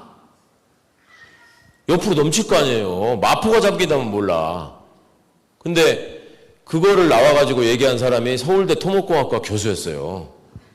대한토목공학 회장이었고 그 사람이 나와가지고 또 입막음 한 거야. 그 나중에 이게 가짜로 밝혀졌잖아요. 그럼 그 사람은 어떻게 됐을까요? 그 교수. 누군지도 모르시죠? 서울대 총장 됐어요, 그 다음에. 우리가 이런 나라였다고요. 그러면 이게 그때만 그렇고 지금은 이런 일이 없을까요? 지금도 더러운 권력을 유지하고 싶은 사람들은 끊임없이 속입니다, 사람들을. 응? 그리고 사람들 이 피 속에 흐르고 있는 노예근성을 이용합니다. 김건희가 디올백 받았다고 할 때 돌아다니면서 아이고 대통령 부인을 만나러 가는데 그러면 빈손으로 가? 그러면 거기 가가지고 뭐 종이 가방 줘? 그 정도는 받아야 되는 거 아니야? 이런 사람들 많았어요. 김건희는 정작 그거 받아가지고 빚어 줬다는 거 아니에요. 그죠? 이번에 우리가 알았죠? 김건희는 5천만 원 이하는 안 받는다는 거. 응? 그러니까 돈으로 받는 건 10억 이상, 물건으로 받는 건 5천만 원 이상. 그러니까 최재형 목사님 그 백 가지고 가가지고 자꾸 뭐 부탁하고 하시니까 자꾸 이렇게 손을 흔들잖아요. 아, 이것도 무슨 말인지 모르시는 분들이 좀 꽤 계시는 것 같아요. 네, 심각합니다. 네. 아세요? 네, 감사합니다. 아니, 모르시는 분도 있다고. 르세라핌 모르시는 분 있는 것처럼. 자, 이렇게 우리는 살기에 바쁘다는 이유로 내가 그런 것까지 알아야 돼? 이러면서 계속 납을 먹고 살았었고요. 네.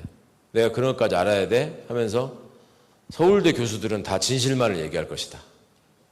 나보다는 학교 다닐 때 공부를 잘했으니까 수학을 잘 풀었을 것이고 사사오육견이 맞을 것이다. 이렇게 살아왔어요. 여태까지. 그래서 윤석열이 찍은 거예요. 그런 얘기 하셨다고요. 선거 때 선거 공보를 보고 찍느냐, 선거 때. 그거 안 보는 분들이 훨씬 많거든요. 솔직히 말씀해 보세요. 그죠? 그리고 선거 공보를 보고서 찍었다는 사람들이 있어. 왜 선거 공보까지 봤는데 어떻게 윤석열을 찍었습니까? 그러니까 아이 그래도 서울법대 나와서 검사 총상한 사람이 낫지. 검정고시 봐가지고 중앙대 나온 놈이 낫겠어요? 우리 당당하게 얘기해. 아니 혹시 서울법대 나오셨어요? 그러면 아니. 근데 왜 그래? 왜 그래요? 난 진짜 그걸 모르겠어.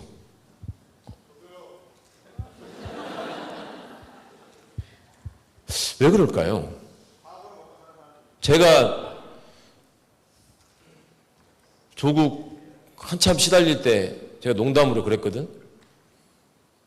형이 스스로를 한번 돌아봐. 형이 강기정 같이 생겼으면 이렇게 안 당했어.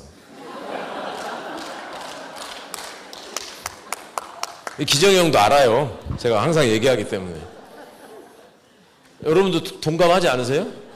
예. 아, 우리 기정이 형. 근데 하여간 그런 식의 사람들의 사고방식이 있다고요. 그게 노예근성이에요, 바로.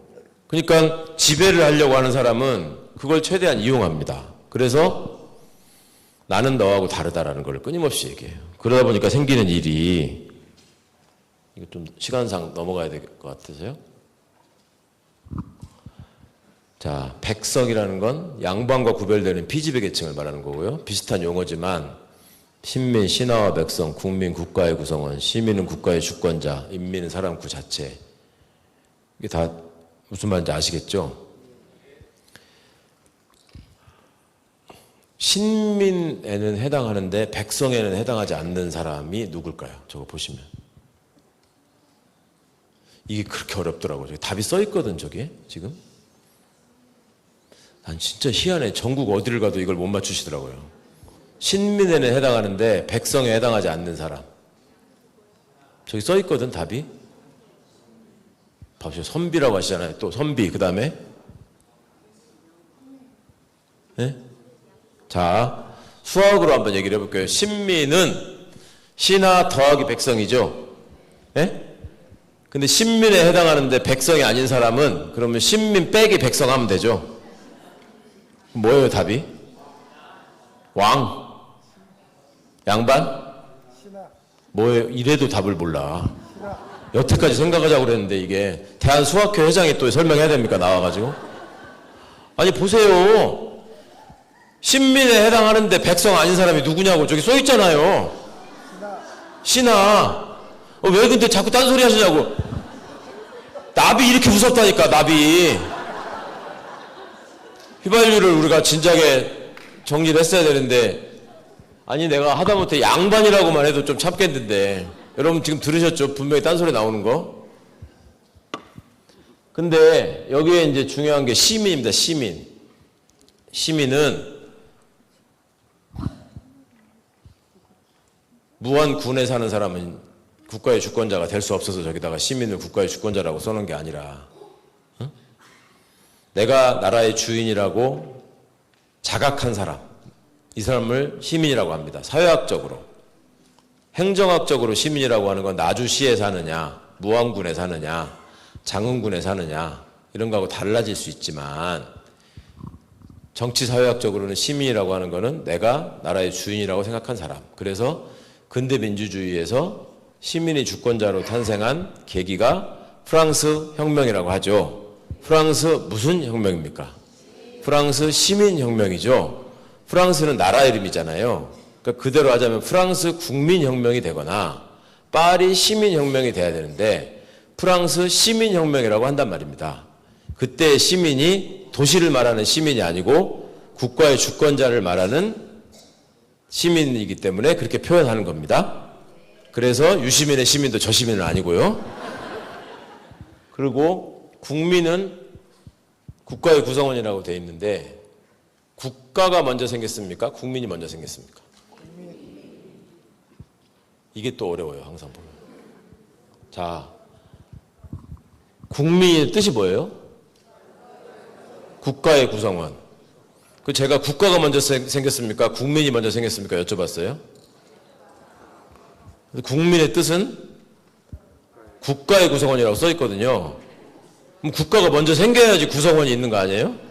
답을 써놔도 나비 이렇게 무섭다니까, 나비? 이거 심각해요, 여러분. 진짜 휘발유.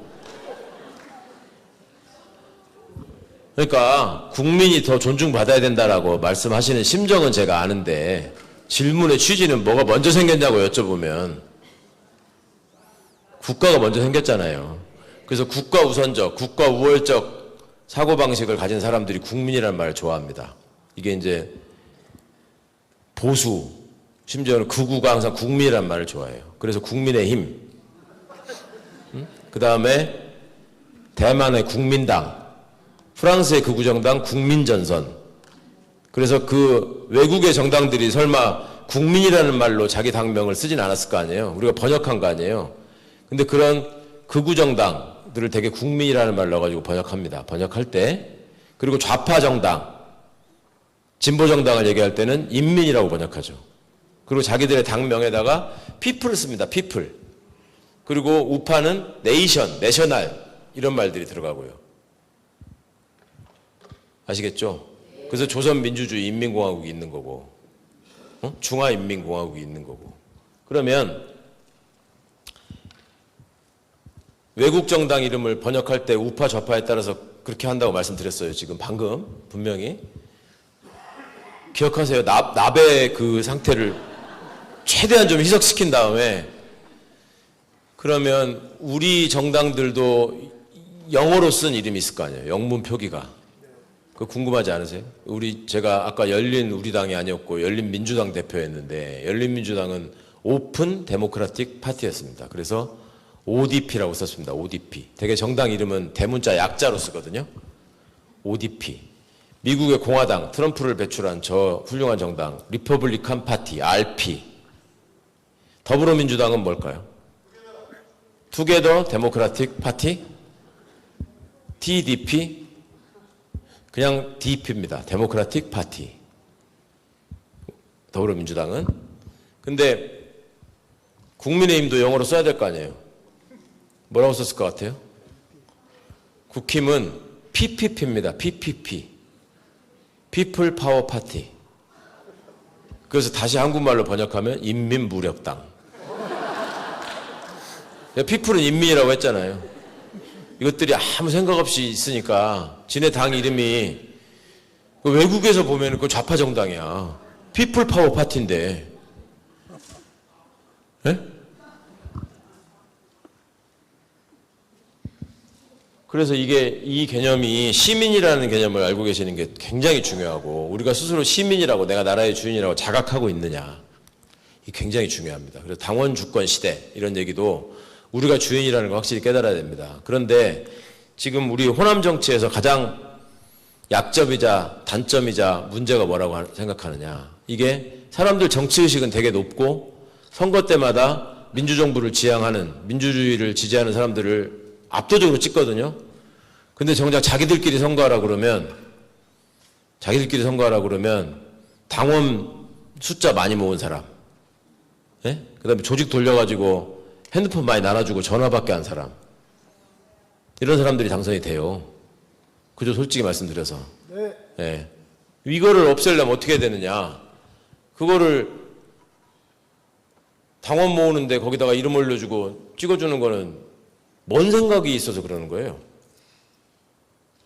그 생각이 있어요? 그분들이 이 나라의 주인이라고 할 수 있는 거예요? 근데 이런 일들이 자꾸 반복된단 말이에요. 아까도 앉아가지고 신정원 의원 저한테 그러는 거예요. 이재명 대통령이 대표 시절에 호남 정치가 솔직히 좀 한번 뭔가 쇄신이 돼야 되지 않습니까? 지금 구조에 대해서 호남 시민분들이 불만이 많은 것 같은데 늘 그렇잖아요. 우리가 누구 뽑아놓고 광주시장이 재선을 거의 한 번도 못 하잖아요. 광주시장은 초선으로 끝나요, 다. 옛날에 한 번 있었어. 그리고 전부 다 재선을 못 해. 뽑아놓고서 막 뭐라 그래. 그 다음에 호남 국회의원들에 대해서도 불만 많으시죠. 다 찍어놓고 자기들이. 그래 놓고 이제 불만이 많으니까 그거를 심판한다고 가서 막 안철수 찍고.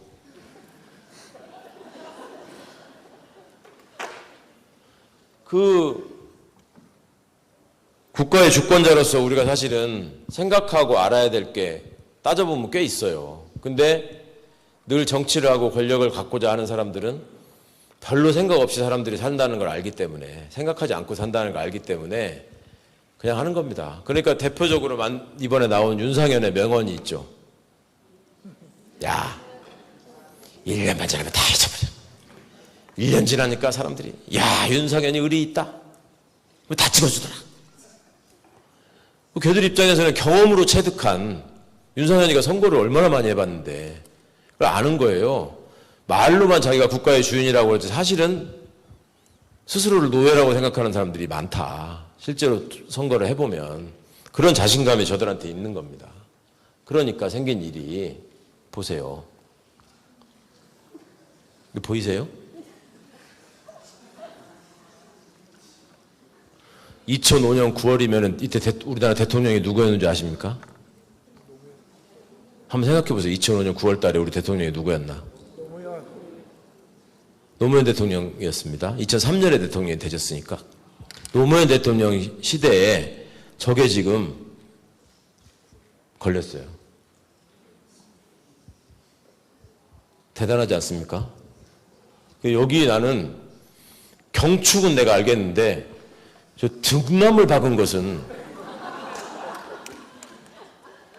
나중에 제가 혹시 나주시장 나와가지고 당선되면은 강욱 씨 큰일 했다 득표 이렇게 하나 걸어주시면 그 국민 통합의 지름길이 되지 않을까. 이거를 이렇게 걸어 놓은 도시가 있었단 말이에요. 이거를 처음에 제가 인터넷에 찾아가지고 강연장에 이거 들고 갔더니 청중분들이 화를 내세요. 어디서 저런 사진을 조작해가지고. 저럴 리가 있냐, 그래도 우리나라에서. 저게 실제로 있었던 일이고, 제가 지금 2005년에 태어났으니까 이제 성인이 됐잖아요. 2025년이니까. 그죠? 박근혜가 대통령 되니까 페이스북에 보면은 그룹을 만들 수 있습니다. 페이스북에다가. 그거 아십니까? 카카오톡에다가도 단체방 만들 수 있듯이 페이스북에다도 그룹 만들어 야생화를 사랑하는 사람들, 뭐 국밥을 즐기는 모임, 맛집 탐방 막 이런 거 만든단 말이에요. 사진 동호회 뭐 이렇게 만드는데 박근혜가 대통령 되니까 그때 페이스북에 생긴 게 뭔지 아세요? 3대째 박 대통령을 기다리는 모임. 얘가 3대째 대통령, 얘가. 박지만이는 못 쓴다는 거 알잖아요. 그러니까 박정희하고 박근혜하고 얘가 해야 된다는 거예요. 이거를 보여드리면 다들 이렇게 막 경악을 하시는데, 충청북도 청주에 가가지고 강연을 하는데 아주머니 한 분이 요즘 앉아 계시다가 어머 저기도 걸렸네 그러시는 거예요. 내가 깜짝 놀랐네. 아니 이게 구미 말고 걸릴 때가 또 있습니까? 그러니까 옥천에 엄청 걸렸어요. 옥천은 왜 걸렸을까요? 유경수에서. 네. 이런 분들이 나라의 주인인가요? 이게 지금 우리가 함께 살고 있는 현실이고 이걸 지금 현실로 보고 계시지 않습니까?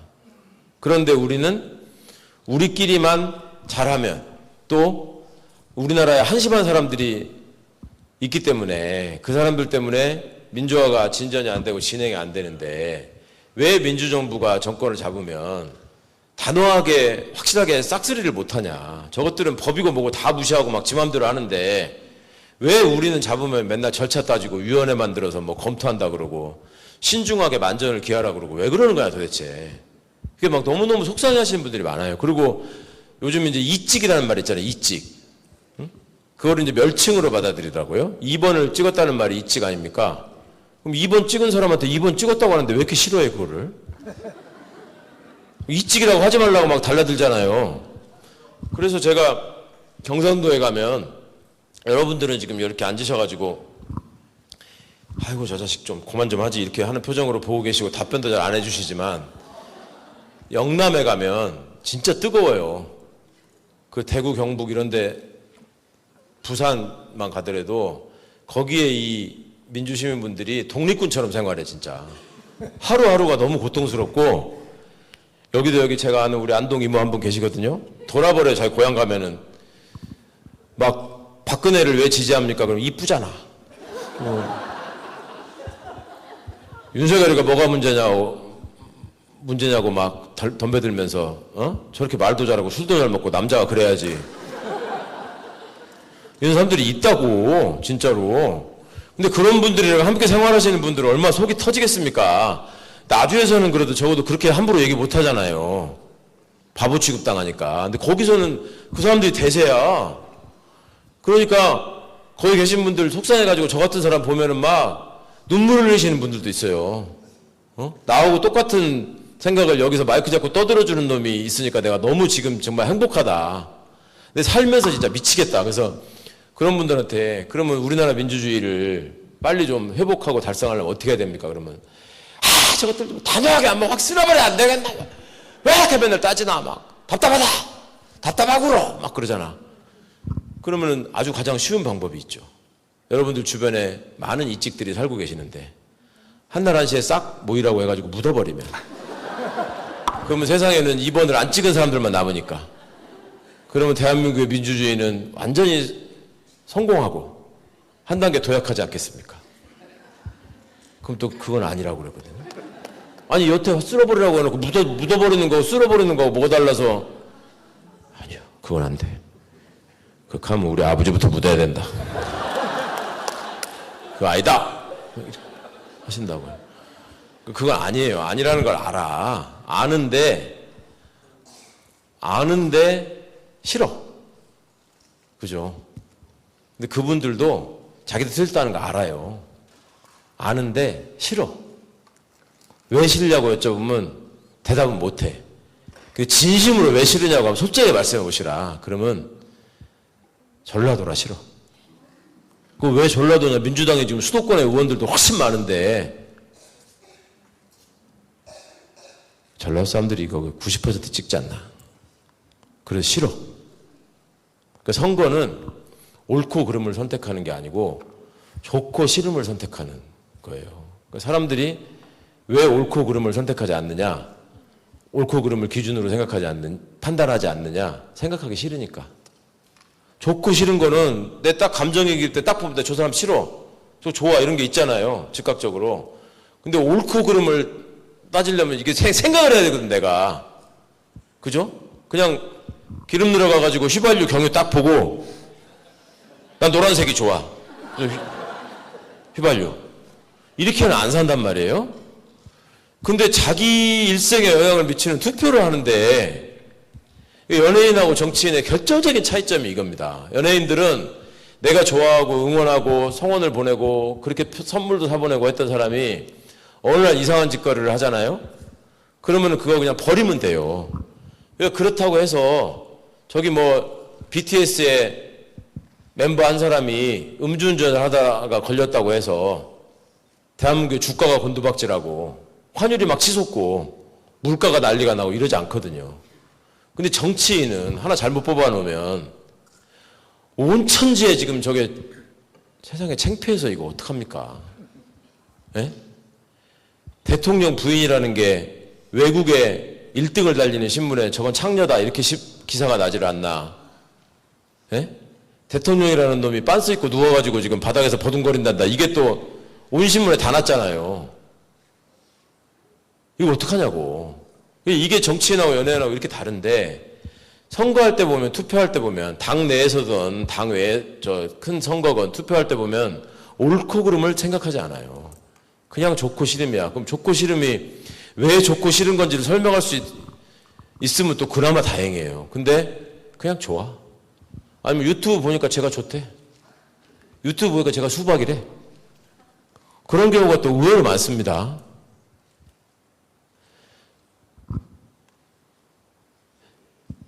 생각을 하셔야 됩니다. 저희가 민주주의를 지키려면 생각을 하지 않으면 민주주의의 반대말이 공산주의라고 가르쳐도 아무도 의문을 갖지 않습니다. 생각을 하지 않으면. 나비 몸에 해롭다고 백날 가르쳐봤자 유연 휘발유의 연자가 나변자라는 걸 모르면 무연 유연이 있는데 뭐가 있고 없다는 건가를 생각하지 않으면 나비 몸에 해롭다고 100번 가르치고 자기가 아무리 알고 있어봤자 유연 휘발유 없애자는 운동에 대해서 아니 세상에 할 지랄이 없어가지고 저러고 있어. 저런 시간에 가서 인마 로또라도 사라. 천하의 형편없는 놈들이 대모는 놈들이야 저거. 어? 그 시간에 너네 어머니 행상하는데 생선이라도 하나 옆에서 더 싸라 이 자식아. 이런 사람들 많았단 말이에요. 근데 함께 죽어가는 길인데 그런 생각을 안 해. 그러니까 맨날 있는 게 뭐 선거를 한다고 그러면 누가 좀 바르게 살아왔나, 이 사람은 무슨 생각을 가지고 지금 지방정부를 이끌겠다는 것인가, 이거보다는 성씨가 뭐요? 나주는 나씨 찍어야 되는 거 아니야? 뭐 왜 저 사람이 좋아? 그러면 서울대 나왔잖아. 지난번 대선 때, 지지난번 대선 때 제가 광주에 가가지고 청년들을 좀 이렇게 얘기하고 설득하자라고 해가지고 가서 있었던 적이 있거든요. 그 광주의 청년들이 와가지고 그러는 거예요. 여기 의외로 이준석 좋아하는 사람들이 많다. 왜 그러냐고 그러니까 첫 번째 이유는 되게 설득력이 있었어요. 광주는 맨날 5.18 하면서 5.18 관련한 건물이나 행사는 무지하게 많다. 근데 그거 누가 많이 보러 가지도 않는다 요새는. 근데 정작 우리가 놀러갈 공원 하나가 없고 스타필드 같은 쇼핑센터 하나가 없다. 광역시에. 이런 데가 어딨냐. 그럼 우리 보고 언제까지 너네는 5.18의 겨울, 우리는 태어나기도 전인데 그걸 갖고 살으란 말이냐. 이거는 상당히 현실적인 얘기죠. 또 하나, 왜 이준석이 좋냐. 하버드 나왔잖아요. 이게 노예근성이란 말이죠. 그 어쩌라고. 하버드 나와가지고 지금 멀쩡한 사람 몇 명이나 보셨어요? 어? 하버드 나오면 잘하는 게 뭐예요? 땅 파고 매화나무 심는 거, 변기 닦는 거. 거짓말. 예? 거짓말. 도도만 모른다고 거짓말하는 거. 하버드 나온 애들이 하는 게 그건데 서울법대는 또 왜 이렇게 좋아하는 거예요? 그러니까 이런 거를 꼭 좀 생각해 보셨으면 좋겠습니다. 과연 그래야 할 것인가? 그것이 우리가 나라의 주인으로서 지금, 그러니까 나라의 주인이라고 또 깨달으셔야 되고 열심히 공부하셔야 됩니다. 그러면은 유튜브만 드립다 보고 앉아가지고 이제 저놈 수박이다만 매일매일 매일매일 그것만 올려놓고 있고 이제 나는 감별사다. 누가 친명인지 누가 비명인지 누가 반명인지 다 안다. 정청래 저놈은 친명이라고 팔아먹고 있는 거다. 이재명한테 물어봤냐고. 누구하고 더 친하냐고. 물어보셨어요? 아이고 내가 안 물어봐도 다 알지. 그걸 모르냐고. 어떻게 아시는데요? 유튜브에 다 나와요. 노무현 대통령께서 그 깨어있는 시민의 조직된 힘을 말씀하셨죠. 저는 그 깨어있는 시민이 생각하는 시민, 그 유럽에서 말하는 깨어있는 시민은 교양 있는 시민, 자기가 왜 주인인지를 알고 늘 성찰하고 그걸 공부하는 사람, 이걸 깨어있는 시민이라고 하고요. 깨어있는 시민이 혼자만 깨어있으면 외롭죠. 아무도 그걸 돌아보지 않습니다. 그러니까 조직해서 함께 어깨를 걸어야 된다. 그러니까 우리가 텔레비 보다가 윤석열이가 계엄한다고 하니까 밤에 잠 안 와가지고 그냥 슬리퍼 신고 뛰어나가면 그게 계엄이 해제되느냐. 그게 아니란 말이죠. 한 사람이 가서 장갑차를 막으니까 옆 사람들이 같이 가서 막았잖아요. 이게 깨어있는 시민의 조직된 힘이죠. 그런데 그 사람들이 깨어있기만 하고 잠 안 자고 앉아가지고 공부는 안 하고 그냥 왜 안 주무세요? 그러면 나 깨어있는 시민이요? 그런다고 그게 깨어있는 게 아니라 적어도 휘발유가 왜 유연 휘발유만 있는지에 대해서는 그래도 한번 생각을 해봐야 되는 게 깨어있는 시민이고, 그 깨어있는 시민들이 조직됐을 때 그 자체로 굉장히 의미가 있지만 그게 실제로 움직이지 않으면, 행동하지 않으면 세상은 바뀌지 않습니다. 그래서 김대중 대통령께서 행동하는 양심을 말씀하신 거다. 저는 그렇게 정리했습니다. 여러분, 마지막으로 다시 말씀드립니다. 생각하면서 살지 않으면 사는 대로 생각하게 됩니다. 꼭 기억해 주시기 바랍니다. 이거를 여기 나가서 저만큼만 나가면 제가 아까 뭐라 그랬죠? 그렇지. 생각하면서 아니요. 사는 대로 생각을 하고 그랬지. 그거는 납 중독을 의심해 보시고 납의 책입니다. 다시 한번 따라서 해보시겠습니까? 생각하면서 살지 않으면 사는 대로 생각하게 된다. 감사합니다.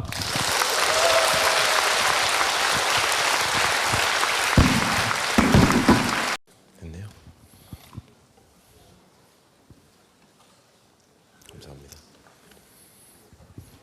여기는 제가 순천 사람이라고 안 나오네. 오늘 강연회는 즐거우셨나요? 네. 이번 강연회를 통해 내년 지방선거에서 시민주권으로 반드시 좋은 정부를 만드는 데 일조하길 바라봅니다. 질의응답 시간으로 3-4분의 질문을 받아보도록 하겠습니다. 예. 여기 맨 앞에서 제일 먼저 꼭 질문을 해주십시오.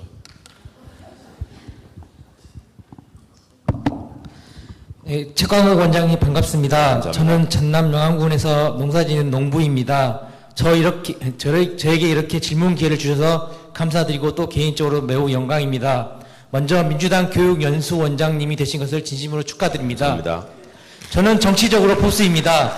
투표권이 생긴 이후로 단 한 번도 민주당을 지지하지 않은 적이 없기 때문입니다. 저는 부탁 하나와 질문 하나를 드리겠습니다. 내단 우두머리 두 분은 지금 대한민국 국립호텔에 편안하게 계시는데요. 한편 우리 국민들은 걱정도 듭니다. 만약 국민의힘 세력이 집권한다면 윤건이는 사면 복권되어서 돌아다니면서 국민들의 억장을 무너지게 할 것이 분명해 보이기 때문입니다. 우리나라는 그러한 전례를 가지고 있어서 사람 이름만 바뀌었지 앞으로 계속해서 같은 사례가 생길 것입니다. 김대중 대통령께서 50년 만에 최초 평화적 정권 교체를 기념하고 동서화합 차원에서 내란 우두머리 전두환과 노태를 사면 복권하는 전례를 만들어줌으로써 얼마나 우스꽝스러운 일이 많이 벌어졌습니까? 전두환 노태우가 감옥에서 옥사하도록 내버려 두었다면 권선징악이라는 교훈을 대한민국 근대사에 기록할 수 있었을 것이고 전두환 노태우가 숨겨놓은 비자금도 전부 회수할 수 있었을 것이란 저 생각입니다. 우리 국민들의 생각은 대통령은 어떠한 큰 죄를 짓더라도 몇 년만 감옥에서 살다 보면 사면 복권된다는 것입니다. 윤건희도 지금 그러한 희망으로 국립호텔에서 합법적으로 탈옥할 수 있기를 기다리고 있을 것입니다. 전두환 노태우가 그랬고 이명박근혜도 마찬가지였습니다. 그러니까 김건희가 남편 윤석열에게 끝까지 잘 버티라고 옥중 메시지도 냈다고 생각을 합니다. 그래서 부탁드립니다. 앞으로 더 큰 정치인으로서 또 더 큰 권한이 주어지는 자리에 가신다면 전직 대통령만큼은 쉽게 사면 복권될 수 없도록 입법으로 준비하여 주십시오. 입법으로 만일 사태를 준비해 둔다면 국민들의 걱정도 줄어들 것이라는 생각에 이렇게 부탁의 말씀을 드립니다. 저 개인적으로도 전두환 노태우 이명박근혜 같은 사례는 더 이상 없었으면 하는 바람입니다. 이제 제가 하나 궁금한 질문인데 이거는 또 이재명 대통령님의 실용주의 인사에 대해서 어떻게 생각하시는지 궁금해서 질문을 드립니다. 이재명 대통령께서는 집권 이후 실용이라는 의미에서 윤건희 정권에 부여가했던 몇몇 인사들을 재기용하였습니다. 송미령 농림축산식품부 장관의 경우는 윤건희 정권에서 민주당이 추진하였던 양곡관리법 등 농업사업법 거부권을 건의하면서 윤건희 정권에 적극 부여가했던 자입니다. 광복 이후 미군정도 실용이라는 의미에서 일제히 부여가했던 친일파를 사회 곳곳에 재기용하였을 것입니다. 시간이 조금 늦었지만 이재명 대통령님은 실용 인사에 대해서 어떻게 생각하시는지 궁금합니다. 예. 이상입니다. 아유, 감사합니다. 야, 저걸 수신이라고 엄청 힘들으셨을 것 같은데 이렇게 하나도 빼놓지 않고 또박또박 말씀해 주셔서 일단은 사면 복권되는 일이 없어야 되겠다. 그거 지금 내란 사범에 대해서는 사면도 없고 복권도 없고 가석방도 없고 공소시효도 없다. 이거 법 낸 건 알고 계시죠? 예, 그게 통과될 겁니다. 그래서 예, 절대 없어야죠. 지금 김건희가 아플 예정이잖아요. 이제 그거는 보석으로 내달라. 그리고 나는 이제 윤석열하고는 다르다. 뭐 이런 거를 이제 어필하고 있는 거라고 저는 보거든요. 근데 그건 쉽지 않을 것이고요. 대통령의 인사에 대해서 이제 걱정하시는 분들이 좀 있는데 저도 그것 때문에 나름 많이 의견을 냈고 또 소통도 하고 해봤는데 그것 때문에 또 욕도 무지하게 먹었어요. 네가 뭔데 지금 대통령이 하시겠다는데. 그러니까 이제 말하자면 수박이신 거죠.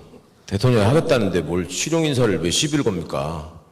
근데 중요한 거는 대통령이 갖고 있는 국정 철학이신 것 같아요.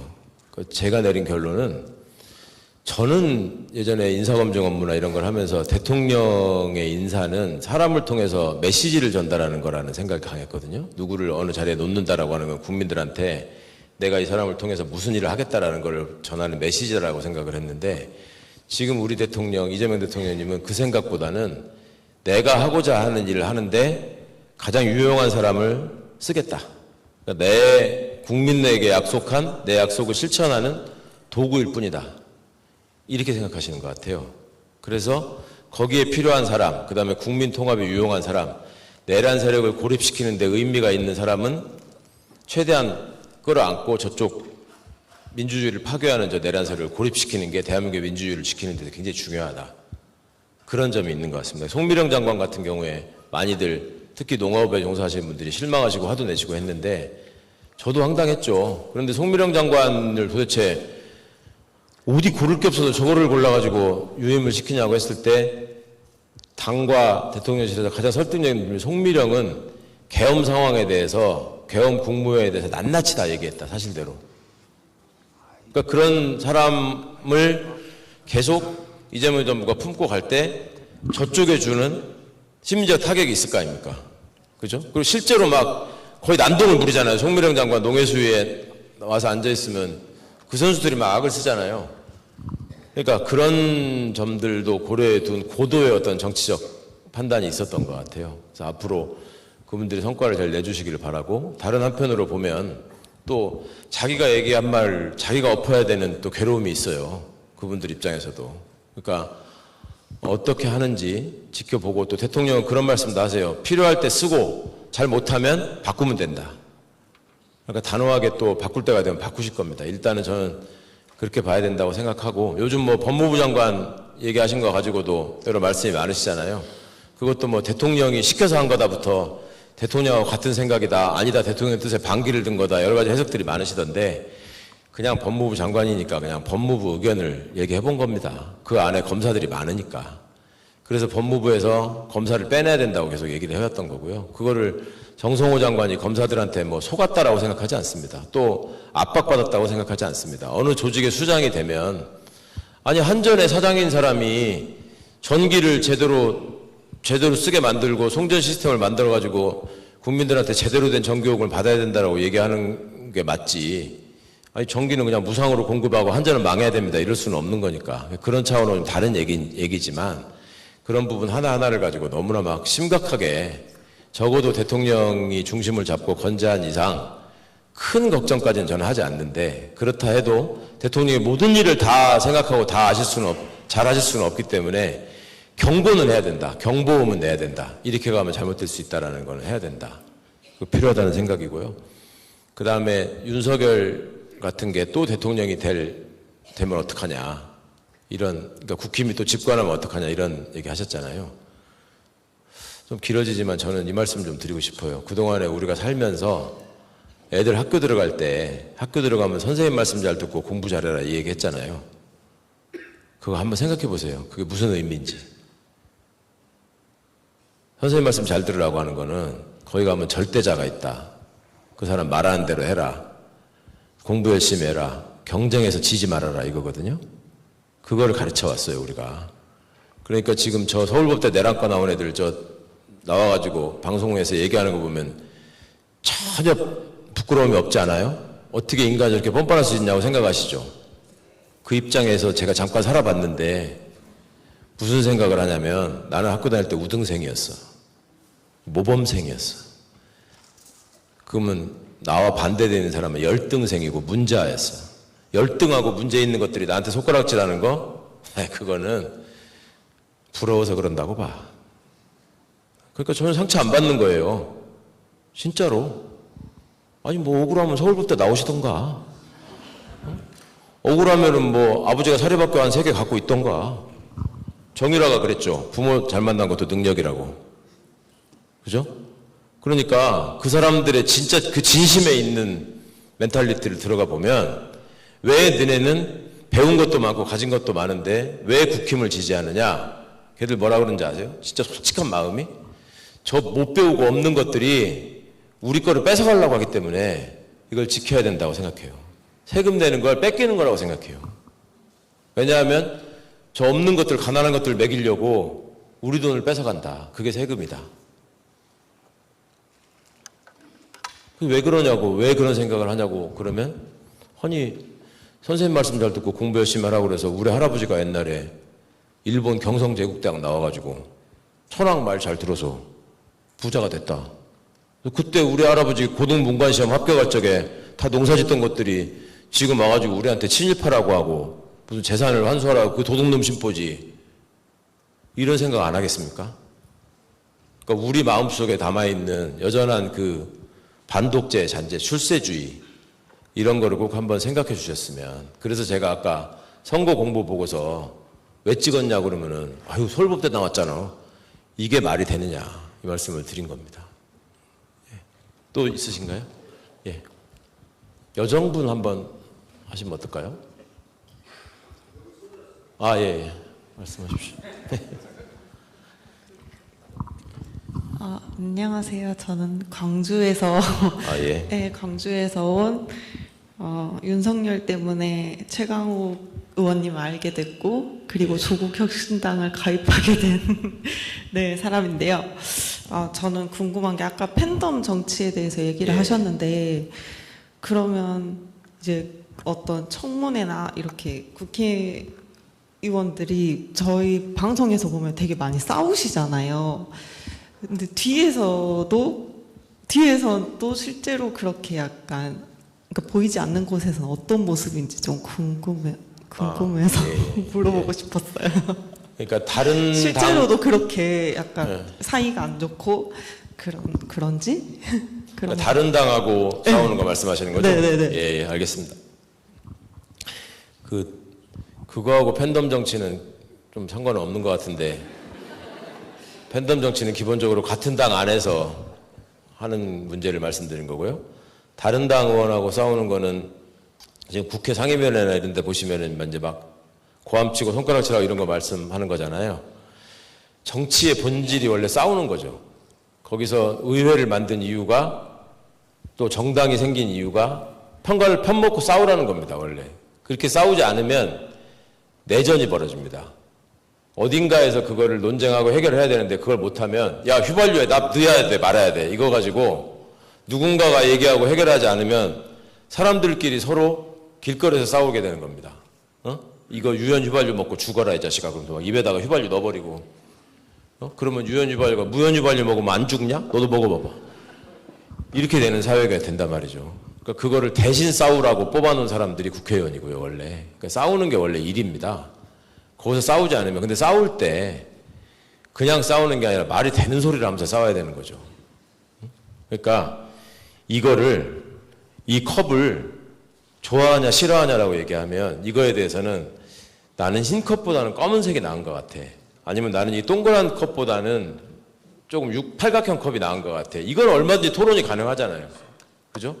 근데 지금 국힘의 저것들 제가 국회에 있을 때도 그걸 가지고 토론할 때 보면은 이걸 가지고 이제 컵이 이게 마음에 드냐 안 드냐 이렇게 만들면 좋냐 안 좋냐 이걸 가지고 얘기를 하다 보면 이제 밀릴 수가 있잖아요. 그러면은 내내 이때까지 동그란 컵보다는 팔각형 컵이 좋다고 했던 놈들이 여러 가지 데이터나 국민들의 여론조사나 이런 걸 해가지고 국민들이 동그란 컵이 더 낫다고 한다. 그 동그란 컵이 씻기도 좋다고 한다. 이렇게 얘기해서 이제 근거가 무너지잖아요. 그 다음에 뭐라고 하는지 아세요? 비유해서 하는 말이지만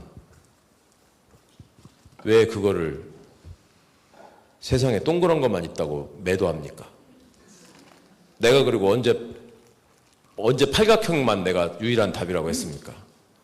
그럼 내가 컵은 삼각형이 될 수도 있고 사각형이 될 수도 있는 건데 왜 동그랗게 하느냐라고 그랬지. 내가 언제 팔각형이라고 주장했냐. 아니 당신 팔각형이라고 속기록에 써있다. 안 보인다. 그런 식으로 어거지를 써요. 그러면 그 다음에 그 광경을 본 언론은 뭐라고 써야 되는 거예요, 그거? 민주당은 동그란 컵이 좋다고 했는데 국힘은 팔각형 컵이 좋다고 하다가 여러 가지로 밀리니까 갑자기 삼각형이라고 얘기했다고 주장했다. 이건 말이 안 된다. 이렇게 써야 되는 거 아니에요. 근데 항상 뭐라고 나와요? 컵 모양을 둘러싼 논란. 매일매일 싸우다가 해가 저물어. 싸우기만 하는 국회 필요한가? 국회의원 숫자를 줄여야 된다. 국회의원 비서를 줄여야 된다. 임금을 깎아야 된다. 이렇게 가죠, 얘기가. 그죠? 국민 여론조사를 해보면 국회의원 줄여야 된다는 여론이 압도적으로 높을 때가 있었어요. 비서는 더더욱 그렇죠. 거의 없애야 된다는 주장이 많아요. 그러면 한번 생각해 보세요. 우리가 지금 대법관을 늘려야 된다 그러죠? 왜 늘려야 된다 그래요? 조금만 있으니까 지네 마음대로 이렇게 해버리더라 이런 거잖아요.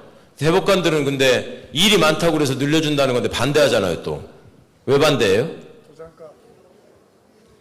조금만 있을 때 자기들의 특권이 강화돼야 된다고 생각하는 거 아니에요. 그럼 국회의원이 특권이 많아서 문제라 그러거든? 그죠? 국회의원이 되면 뭐 받는 대우 해가지고 막 돈이 얼마고 비서가 몇 명이고 뭐 차가 어쩌고 막 얘기하잖아요. 대부분은 다 틀린 얘기가 많은데 뭐 비행기를 공짜로 탄다더라 뭐 차가 나온다더라 다 뻥이거든요.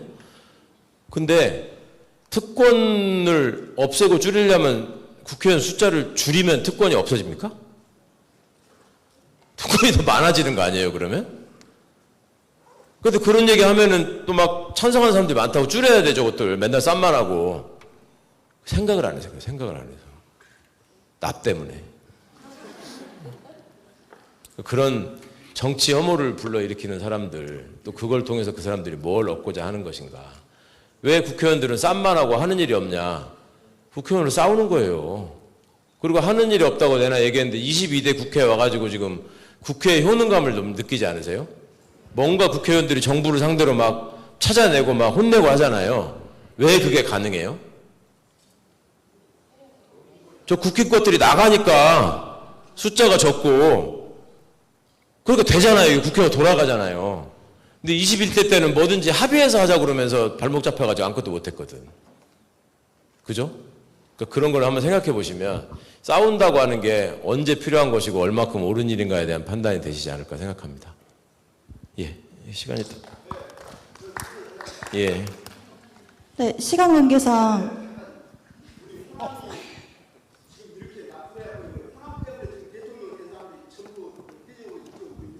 예, 예.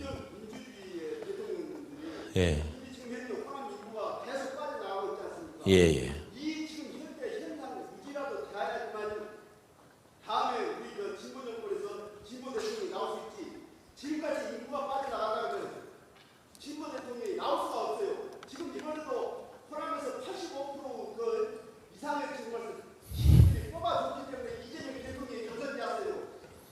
이재명 대통령이 나빠서 그것은 나쁜 것이 아니라 그분이 우리 경선 왔기 때문에 정말 이 사람을 대목 후보 기사서 85%라는 그 정도 이루어졌잖아요. 예, 예. 근데 이 앞으로 인구가 이렇게 올해도 2024년도에도 15,000명이 빠져나가지 않습니까? 전라북도, 강주, 전남에서.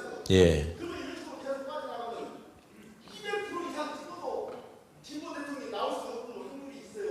예. 그래서 거기가 따라서 가듯이 호남의 현상들이라도 지금 인구 500만이라도 전라북도 이렇게 유지할 수 있는 기반을 마련해주는 이게 이 앞으로 우리 장래를 위해서 필요하다니까요. 예, 알겠습니다. 연선되고 그리고 집행부에 들어가시기 때문에 그것을 좀 인구를 현상 문제라고 하는데 이게 제일로 급해요. 예, 알겠습니다. 감사합니다. 선생님 말씀하신 김에 일단 저하고 같이 민주당에서 이 행사 반대했는지 찬성했는지부터 한번 확인해 보시고 하시면 어떨까요? 예. 예.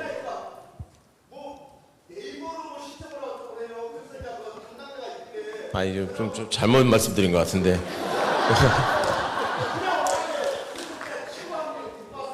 예, 감사합니다. 예, 감사합니다.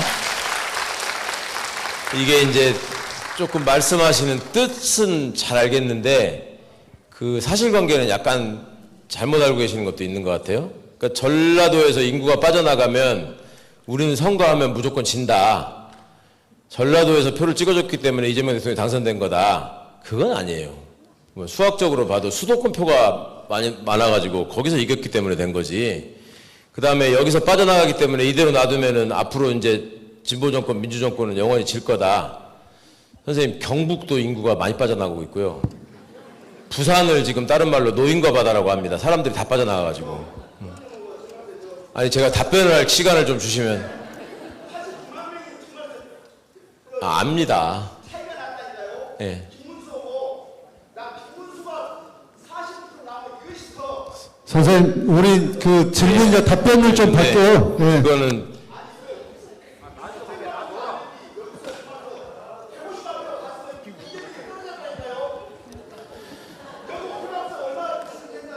그게 증말에서 선생님 증말에서